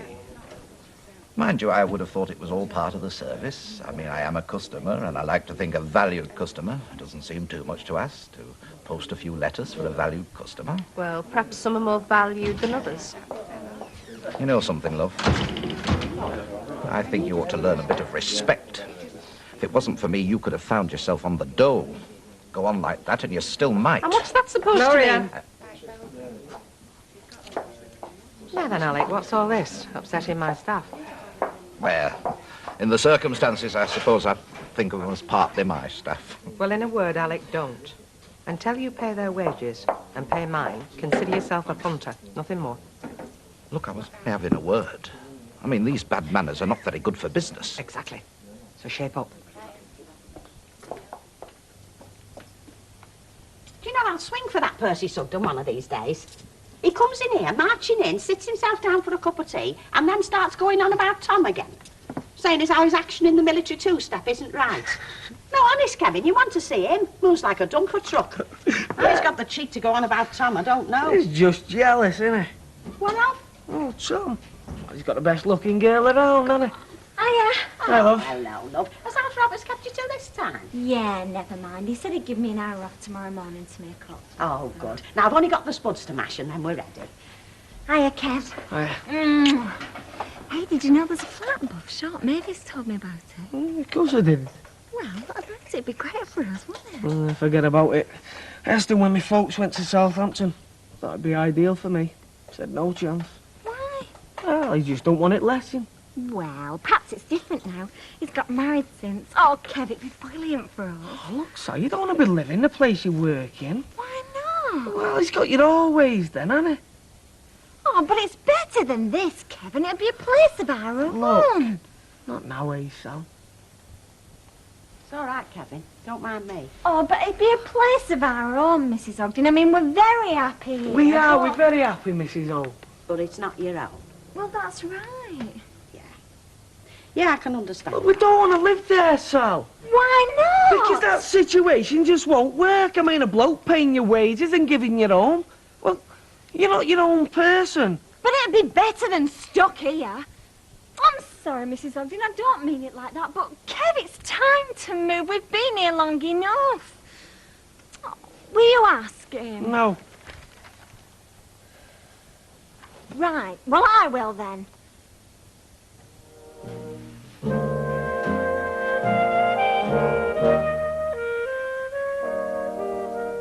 And the soap drama continues after the break on Plus with Linda facing the music in Emmerdale.